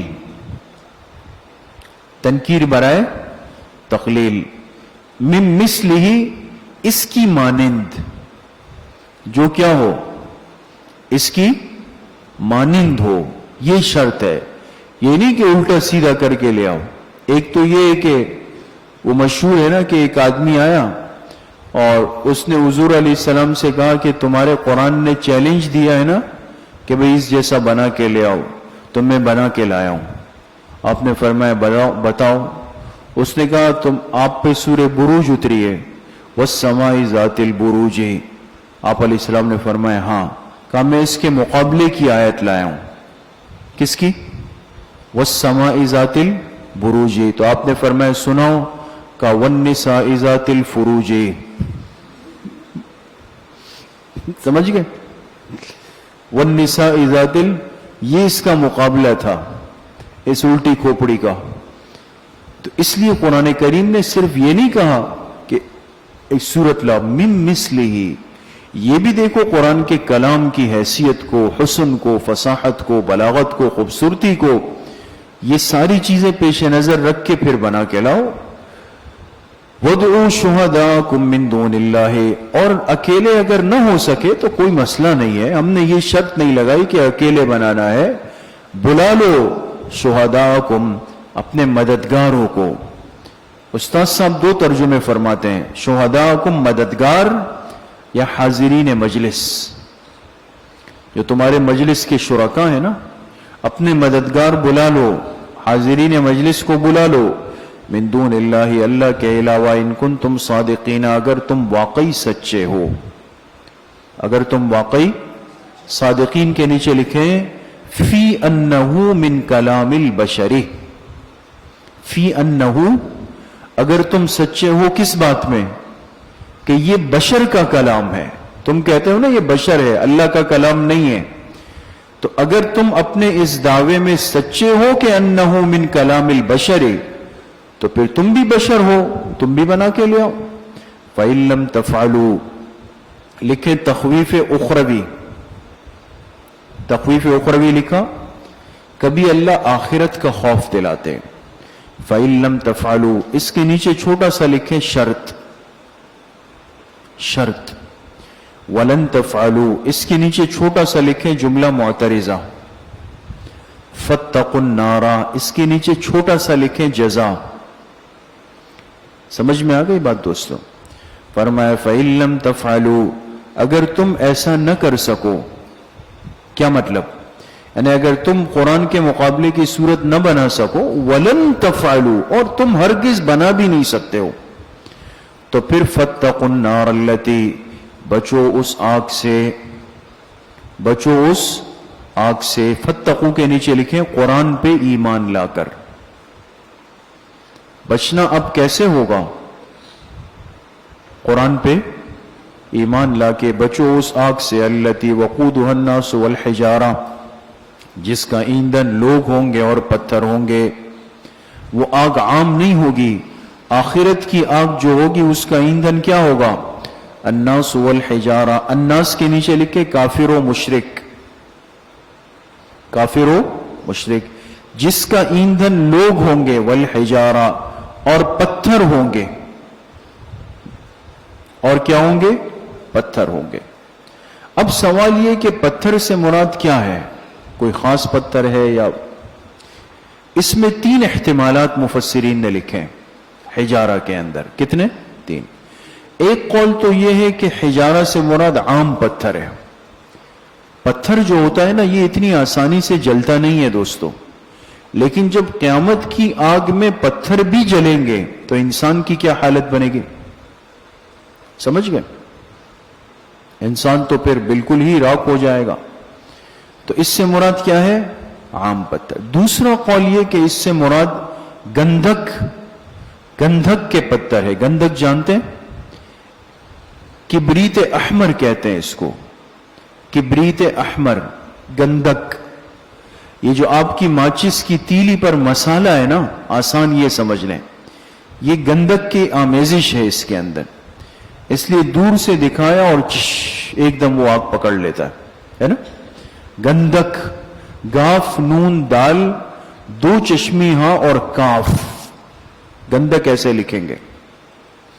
تو اس سے مراد کون سے پتھر ہے؟ گندھک کے۔ تو اب ظاہر سی بات ہے کہ جب گندھک کے پتھر ڈالیں گے تو آگ اور بھڑکنے لگے گی۔ تیسرا قول یہ کہ پتھر سے مراد ان کے بنائے ہوئے پتھروں کے بت ہیں۔ اللہ ان کو دکھائیں گے کہ جن کو معبود بنایا، دیکھو وہ بھی الٹے منہ آگ کے اندر پڑے ہوئے ہیں، آگ جل رہی ہے ان پہ۔ تو جس کا ایندھن لوگ اور پتھر ہوں گے، اعدت للکافرین، لکھے مستحقین نار، مستحقین نار۔ اب اس جہنم کی آگ کے مستحق کون ہے؟ فرمایا وہ جہنم، وہ آگ اعدت، کون سے صیغہ ہے؟ ماضی مجہول کا صیغہ ہے نا، ماضی ترجمہ کیا ہوگا؟ جو تیار کی گئی، تیار کی گئی ہے کافروں کے لیے۔ جو کام ہو چکا ہو اس کو ماضی مجہول سے تعبیر کیا جاتا ہے۔ سمجھ میں آ گئی؟ تو اعدت اس پر حاشیے میں لکھیں، یہ رد ہے معتزلہ پر۔ رد ہے کن پر؟ معتزلہ جو فرقہ ہے نا، فرقہ ضالہ میں سے معتزلہ، جو کہتے ہیں کہ جنت و جہنم قیامت کے دن تیار ہوگی۔ معتزلہ کہتے ہیں دنیا میں ابھی بنی نہیں ہے، اس دن اللہ پاک اس کو بنائیں گے۔ امت مسلمہ کا عقیدہ یہ کہ جنت بھی بن چکی اور جہنم بھی بن چکی۔ معراج کی رات آپ علیہ السلام نے ان کا مشاہدہ فرمایا۔ سمجھ گئے؟ تو معتزلہ پر رد کون سے لفظ سے ہو رہا ہے؟ اعدت۔ اعدت معتزلہ پہ رد ہے کہ وہ تیار ہو چکی ہے۔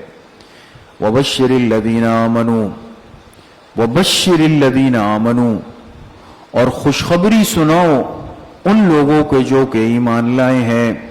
لکھیں بشارت، کیا لکھا؟ بشارت۔ وبشر الذین آمنوا، اور خوشخبری سنائیں۔ اب دیکھیں یہاں پر ایک ہوگا مبشر، ایک ہوگا مبشر، ایک ہوگا مبشر بھی، ایک خوشخبری سنانے والا، ایک جس کو خوشخبری سنائی گئی، ایک جس چیز کی خوشخبری سنائی گئی۔ سمجھ میں آ گئی؟ سمجھ گئے؟ تو بشر، اللہ حکم دے رہے ہیں کس کو؟ اپنے پیغمبر کو، اپنے محبوب کو، جناب رسول اللہ صلی اللہ علیہ وسلم۔ تو بشر کے نیچے آپ نے لکھا بشارت نا، تو چھوٹا سا لکھیں مبشر۔ اے میرے حبیب اور لاڈلے پیغمبر صلی اللہ علیہ وسلم، یہ مبشر ہیں، آپ مبشر، آپ خوشخبری سنا دیجئے الذین آمنوا، ان لوگوں کے جو یہ ایمان لائے. اس کے نیچے کیا لکھیں گے؟ مبشر، مبشر. اور آمنو پر حاشیہ لکھے درستگی عقیدہ. ایمان کا تعلق عقیدے سے ہے. آپ خوشخبری سنا دیں ان کو جو کیا لائے؟ ایمان، یعنی جن کا عقیدہ درست تھا. وعملوا الصالحات لکھیں درستگی اعمال، عقیدہ بھی درست تھا، اعمال بھی درست تھے. تو ان کو خوشخبری سنا دیں کس چیز کی؟ ان لہم، ان کے نیچے لکھے ای بِأَنَّ، ان سے پہلے کیا محذوف ہے؟ با. با بِأَنَّ لہم، کہ ان کے لیے ہے جنات. اس کے نیچے کیا آئے گا؟ مبشر بھی. ان ایمان والوں کو کس چیز کی خوشخبری؟ فرمایا باغات کی خوشخبری سنائے، جنتوں کی خوشخبری. مبشر بھی، کہ بے شک ان کے لیے باغات ہے، تجری من تحتها الانہار، جس کے نیچے نہریں بہتی ہوں گی، جس کے نیچے نہریں بہتی ہوں گی. تو نہریں باغات کے نیچے نہیں ہے دوستو. قرآن کریم کو ایسا سمجھیں جو واقعی انسان کی عقل اور مشاہدے کی بات بھی ہو. آپ باغات تو دیکھتے ہیں نا، دیکھے ہوں گے، فصلیں دیکھی ہوں گی. تو ایسا تو نہیں ہوتا کہ باغ اوپر ہے اور پانی نیچے سے گزر رہا ہے، بلکہ باغ یہاں ہے، پانی برابر سے گزر رہا ہے، اور اسی سے پانی اس کو دیا جاتا ہے. خوبصورتی بھی یہ ہے نا. آپ جب فارم ہاؤس جاتے ہیں، یہاں باغ ہے، یہاں سوئمنگ پول ہے، یہاں پہ یہ ہے، یہاں ہر چیز برابر برابر میں ہوتی ہے. جنت کا بھی ایک نظم ہوگا نا. تو تجری من تحتہا، تحتہا، تو تحتہا کی ضمیر جو ہے نا دوستو، یہ باغات کی طرف نہیں ہے کہ باغ اوپر ہوں گے اور اس کے نیچے نہریں بہ رہی ہوں گی، بلکہ تحتہا ای تحت اشجارہا، تحت اشجارہا. اور اس کے جو درخت ہوں گے نا باغات کے، ان درختوں کے نیچے کیا بہ رہی ہوں گی؟ نہریں بہ رہی ہوں گی. سمجھ میں آ گئی بات دوستوں؟ کلما رزقوا منہا من ثمرات الرزقا، جب بھی، کلما، جب بھی رزقوا منہا، رزق دیا جائے گا، منہا ان باغات میں سے، من ثمرات، کسی پھل کا، کسی جنتیوں کو جب کھانے کے لیے پھل دیے جائیں گے ان باغات کے، رزقن، اس کے نیچے لکھے ای للاکل، یہ پھل کیوں دیے جائیں گے؟ کھانے کے لیے، کھانے کے لیے ہوں گے، مارنے کے لیے نہیں ہوں گے. بعض دفعہ جب چیز زیادہ ہو جاتی ہے تو پھر ایک دوسرے کو مارتے ہیں نا، نہیں مارتے بھی ہے پھر ایک دوسرے کو نشانہ لے کے. تو فرمائے رزقن ای للاکل، جب بھی ان کو کھانے کے لیے پھل دیے جائیں گے، قالو، تو جنتی کہیں گے ھذا الذی رزقنا من قبل، ارے یہ جو ہمیں پھل دیے گئے کھانے کے لیے، یہی تو ہمیں دیے گئے تھے من قبل، اس سے پہلے، یہی تو ہمیں دیے گئے تھے اس سے پہلے. من قبل کے نیچے لکھیں یعنی دنیا میں، یعنی دنیا میں.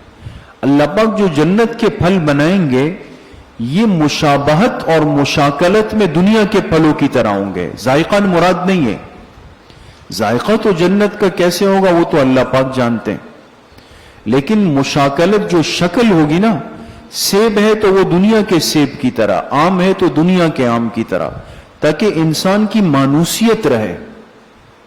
عجیب و غریب پھل دیکھ کر بھی انسان گھبراتا ہے دوستوں کہ پتہ نہیں کھانا ہے یا نہیں کھانا ہے، چھلکے سمیت کھانا ہے یا چھلکا اتار کے کھانا ہے. ہاں؟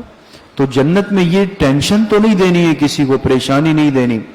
تو پھل جو ہوں گے وہ کن پھلوں کی مانند ہوں گے؟ دنیا کے پھلوں کی مانند ہوں گے. من قبل کے نیچے کیا لکھا؟ ہاں دنیا میں. تو جنتی کہیں گے کہ یہی رزق، یہی پھل تو ہمیں اس سے پہلے دنیا میں ملے تھے. وَأُتُوا بِهِ مُتَشَابِهًا، اور لائے جائیں گے وہ پھل ہم شکل. یہ ترجمہ لکھے دوستو. اور لائے جائیں گے وہ پھل کون سے؟ ہم شکل. سمجھ گئے؟ تو عرض کیا کہ ہم شکل پھل کیوں لائے جائیں گے؟ تاکہ مانوسیت باقی رہے، پریشانی نہ ہو. وَلَهُمْ فِيهَا أَزْوَاجٌ مُطَهَّرَةٌ، اور جنتیوں کے لیے فیہا ان باغات میں ازواجن بیویاں ہوں گی، مطہرۃ پاکیزہ، پاکیزہ عورتیں ہوں گی. پاکیزہ اس لیے فرمایا وہ خدا نخواستہ ایسا نہیں ہے کہ دنیا کی عورتیں پاک نہیں ہیں، لیکن دنیا کے اندر عورتوں کے ساتھ مرض لگا ہوا ہے، جیسے ایام حیض ہے، سمجھ میں آ گئی، یا یہ کہ ناک کی ریٹ ہے یا قضاء حاجت ہے، تو ان چیزوں سے وہ عورتیں کیا ہوں گی؟ بالکل پاک ہوں گی. وہاں ناپاکی نہیں ہوں گی، ناک کی ریٹ نہیں ہوگی، بلغم نہیں ہوگا، قضاء حاجت نہیں ہوگی، یہ چیزیں نہیں ہوں گی اس میں. تو ان کے لیے ازواج بیویاں ہوں گی مطہرۃ پاکیزہ. سمجھ میں آ گئی؟ وَهُمْ فِيهَا خَالِدُونَ، یہ سب سے بڑی نعمت ہے.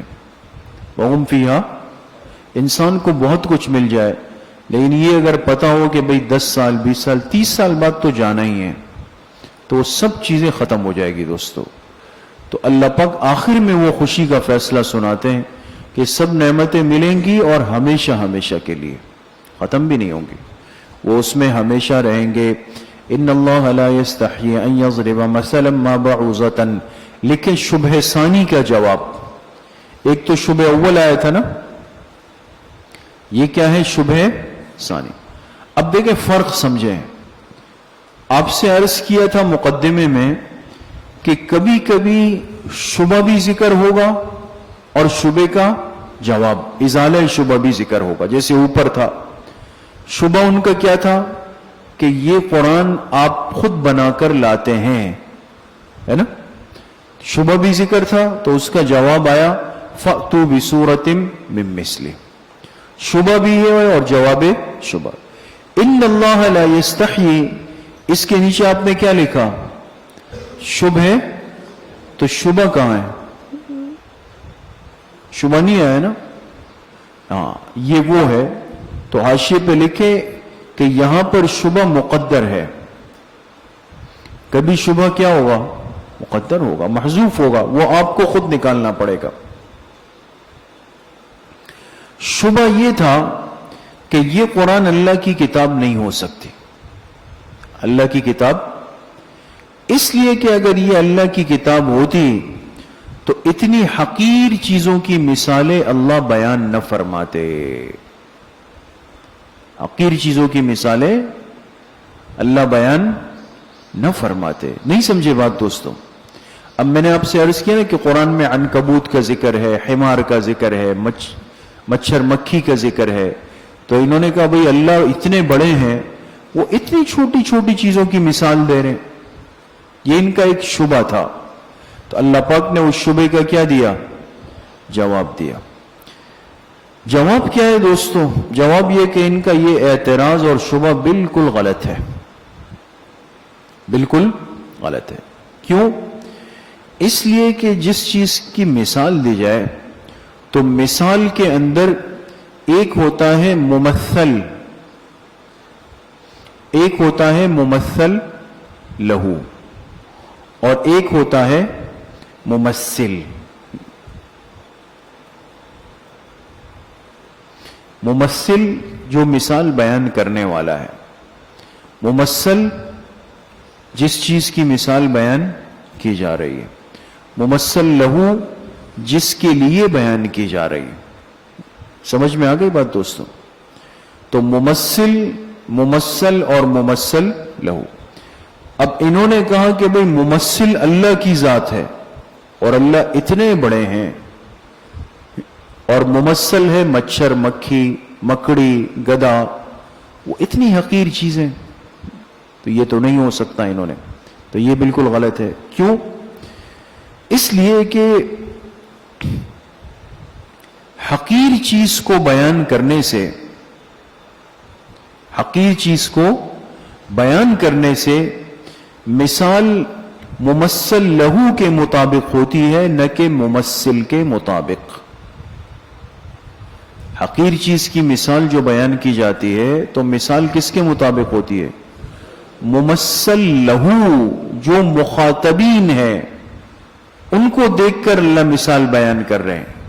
ممثل کے اعتبار سے نہیں ہوتی ہے. نہیں ہے سمجھ میں بات؟ سمجھ گئے بھائی؟ اللہ پاک سمجھانے والے ہیں نا کس کو؟ انسان کو. انسان ہے ممثل لہو. مچھر، مکھی، مکڑی یہ ہے ممثل. تو مثال کے اندر اللہ کے سامنے انسان ہے اور یہ مچھر مکھی ہے.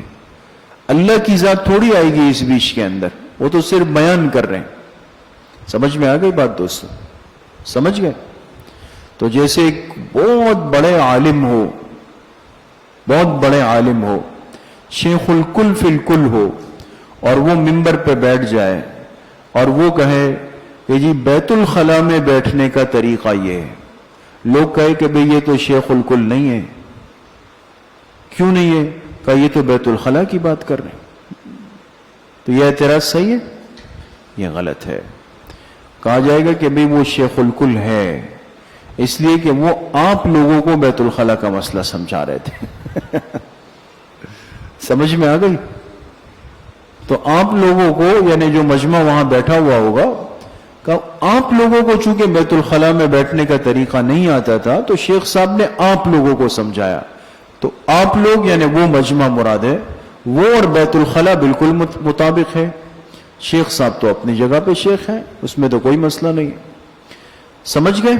ان اللہ لا یستحیی، بے شک اللہ پاک نہیں شرماتے، حیا نہیں فرماتے اس بات سے، شرم نہیں فرماتے اس بات سے. ان یضربا، ان سے پہلے من محذوف نکالے، من ان یضربا، اللہ نہیں شرماتے اس بات سے. ان یضربا، یہ یضربا مارنے والا نہیں ہے دوستو، ہر جگہ پہ ایک ترجمہ نہیں ہوتا. یضربا بیان کرنا. کس بات سے نہیں شرماتے؟ کہ اللہ بیان کرے مثلا کوئی مثال، اللہ بیان کرے کوئی مثال، ما بعوضتن، مچھر جیسی. کس جیسی؟ مچھر جیسی. فما فوقہا، یا اس سے کچھ اوپر کی، یا اس سے کچھ اوپر کی. مچھر سے اوپر جو ہے وہ کیا ہو گئی؟ مکھی ہو گئی. مکھی سے اوپر مکڑی ہو گئی. مکڑی سے اوپر جو ہے وہ کمثل الحمار ہو گیا. سمجھ میں آ گئے؟ تو مچھر جیسی مثال بیان کرے یا اس سے کچھ اوپر کی مثال بیان کرے، اللہ پاک مثال دے کر سمجھانے سے نہیں شرماتے. سمجھ میں آ گئے؟ بعوضتن، بعوضتن کے نیچے لکھے عطف بیان ہے مثلاً سے. یہ بعوضتن کیا ہے؟ عطف کی قسمیں پڑھی ہے نا. یہ عطف کون سا ہے؟ عطف بیان. عطف بیان ہے اور کس چیز سے ہے؟ مثلاً سے عطف بیان ہے. سمجھ گئے؟ فَأَمَّا الَّذِينَ آمَنُوا، لکھے مستفیدین من المثال، مستفیدین من اب یہ جو مثالیں اللہ پاک قرآن کریم میں دیتے ہیں اس سے فائدہ کون اٹھاتے ہیں؟ ایمان والے. فرمایا جو لوگ ایمان لائے، فَيَعْلَمُونَ، وہ جانتے ہیں کہ أَنَّهُ الْحَقُّ مِنْ رَبِّهِمْ، کہ بے شک وہ مثال، وہ ضمیر کس کی طرف ہے؟ مثال. کہ اس طرح کی جو مثالیں ہیں، الحق، اس کا ترجمہ نیچے لکھے برموقع. وہ مثالیں کیا ہے؟ برموقع ہے، بالکل ٹھیک ٹھیک مثال اللہ پاک نے دی ہے. تو ایمان والے جانتے ہیں کہ اس طرح کی مثالیں برموقع ہے من ربہم، ان کے رب کی طرف سے. وَأَمَّا الَّذِينَ كَفَرُوا، لکھے محرومین عن المثال، اور جن لوگوں نے کفر اختیار کیا، فَيَقُولُونَ، وہ کہتے ہیں، لکھے شکوہ. آپ نے اصطلاحات میں پڑھا تھا کہ کبھی کبھی کافر منکر شکوہ کرتے ہیں، شکایت ہوتی ہے ان کو کوئی، تو کافر شکوہ کرتے ہیں کہ ماذا اراد اللہ بہذا مسئلہ، اللہ نے کیا ارادہ کیا اس حقیر مثال سے. بہذا مسئلہ کے نیچے لکھے اس حقیر مثال سے. کہتے بھئی جب اللہ اتنے بڑے ہیں، اتنی حقیر سی مثال سے اللہ کیا ارادہ کرنا چاہتے ہیں؟ یہ کون کہتے ہیں؟ کافر. یضل بہ کثیرا ویہدی بہ کثیرا، لکھیں جواب شکوہ حاکمانہ انداز میں. جواب شکوہ ایک ہوتا ہے حاکمانہ اور ایک ہوتا ہے حکیمانہ. سمجھ میں آ گیا؟ ایک ہوتا ہے حاکمانہ.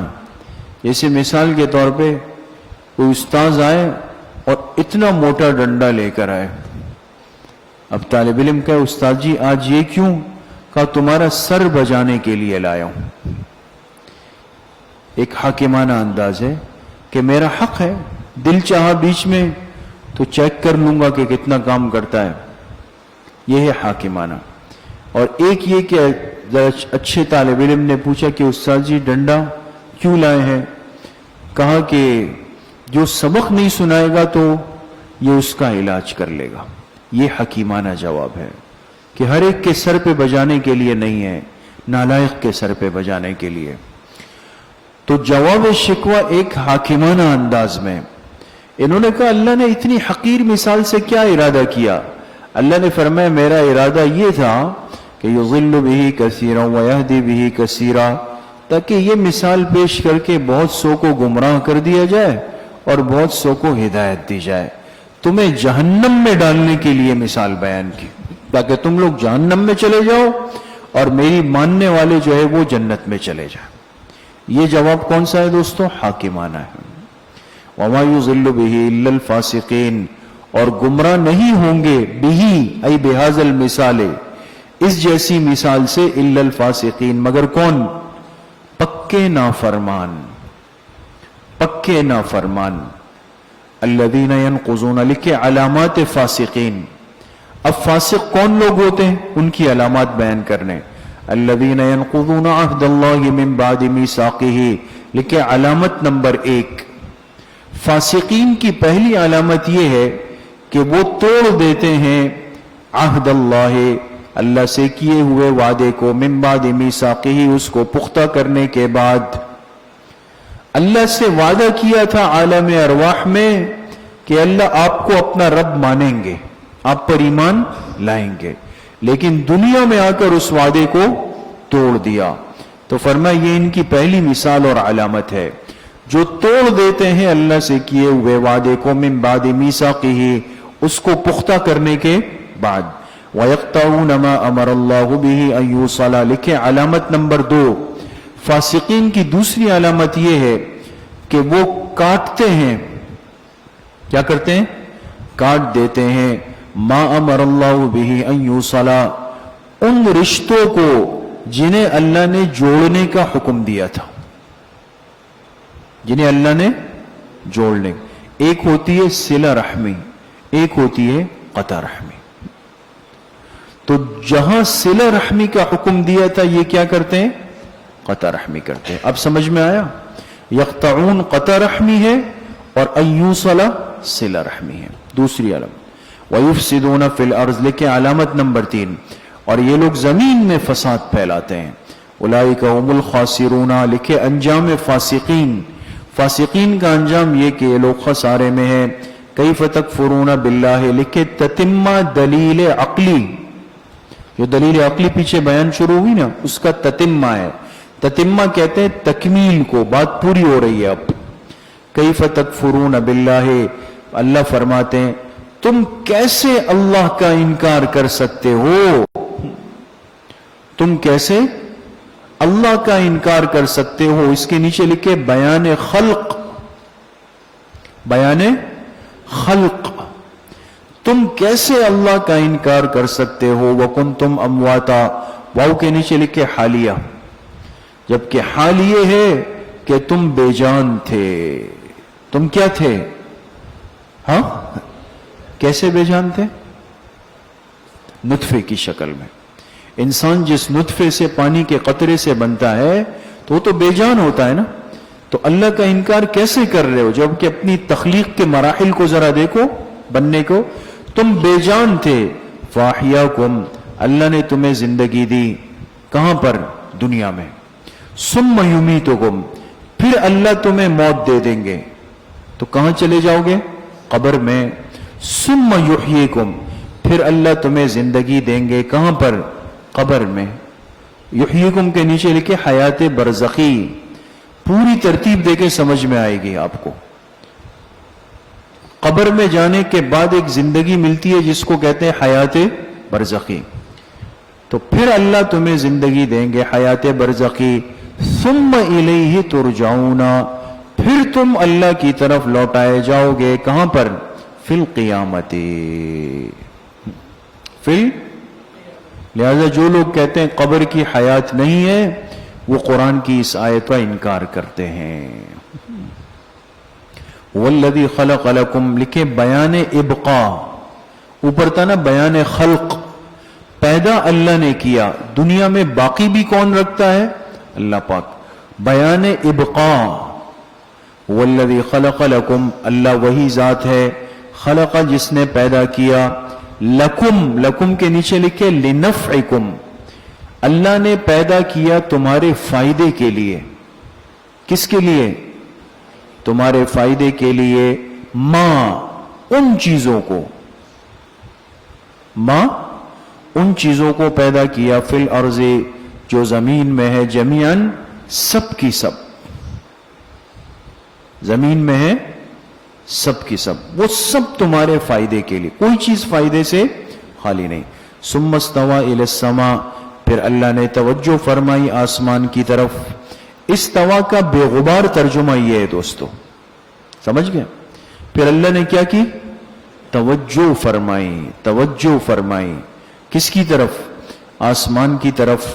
فسواہن، پس برابر کر دیا آسمان کو، 7 سماوات، 7 آسمان بنا کر.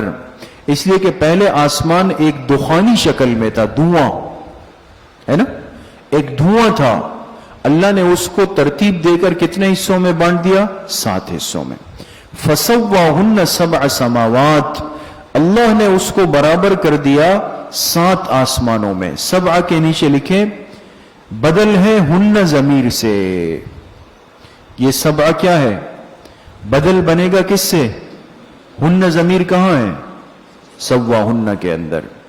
اللہ نے اس کو برابر کر دیا 7 آسمانوں میں. وَهُوَ بِكُلِّ شَيْءٍ عَلِيمٌ، اور اللہ تعالی ہر چیز سے باخبر ہے. وآخر دعوانا ان الحمد للہ رب العالمین.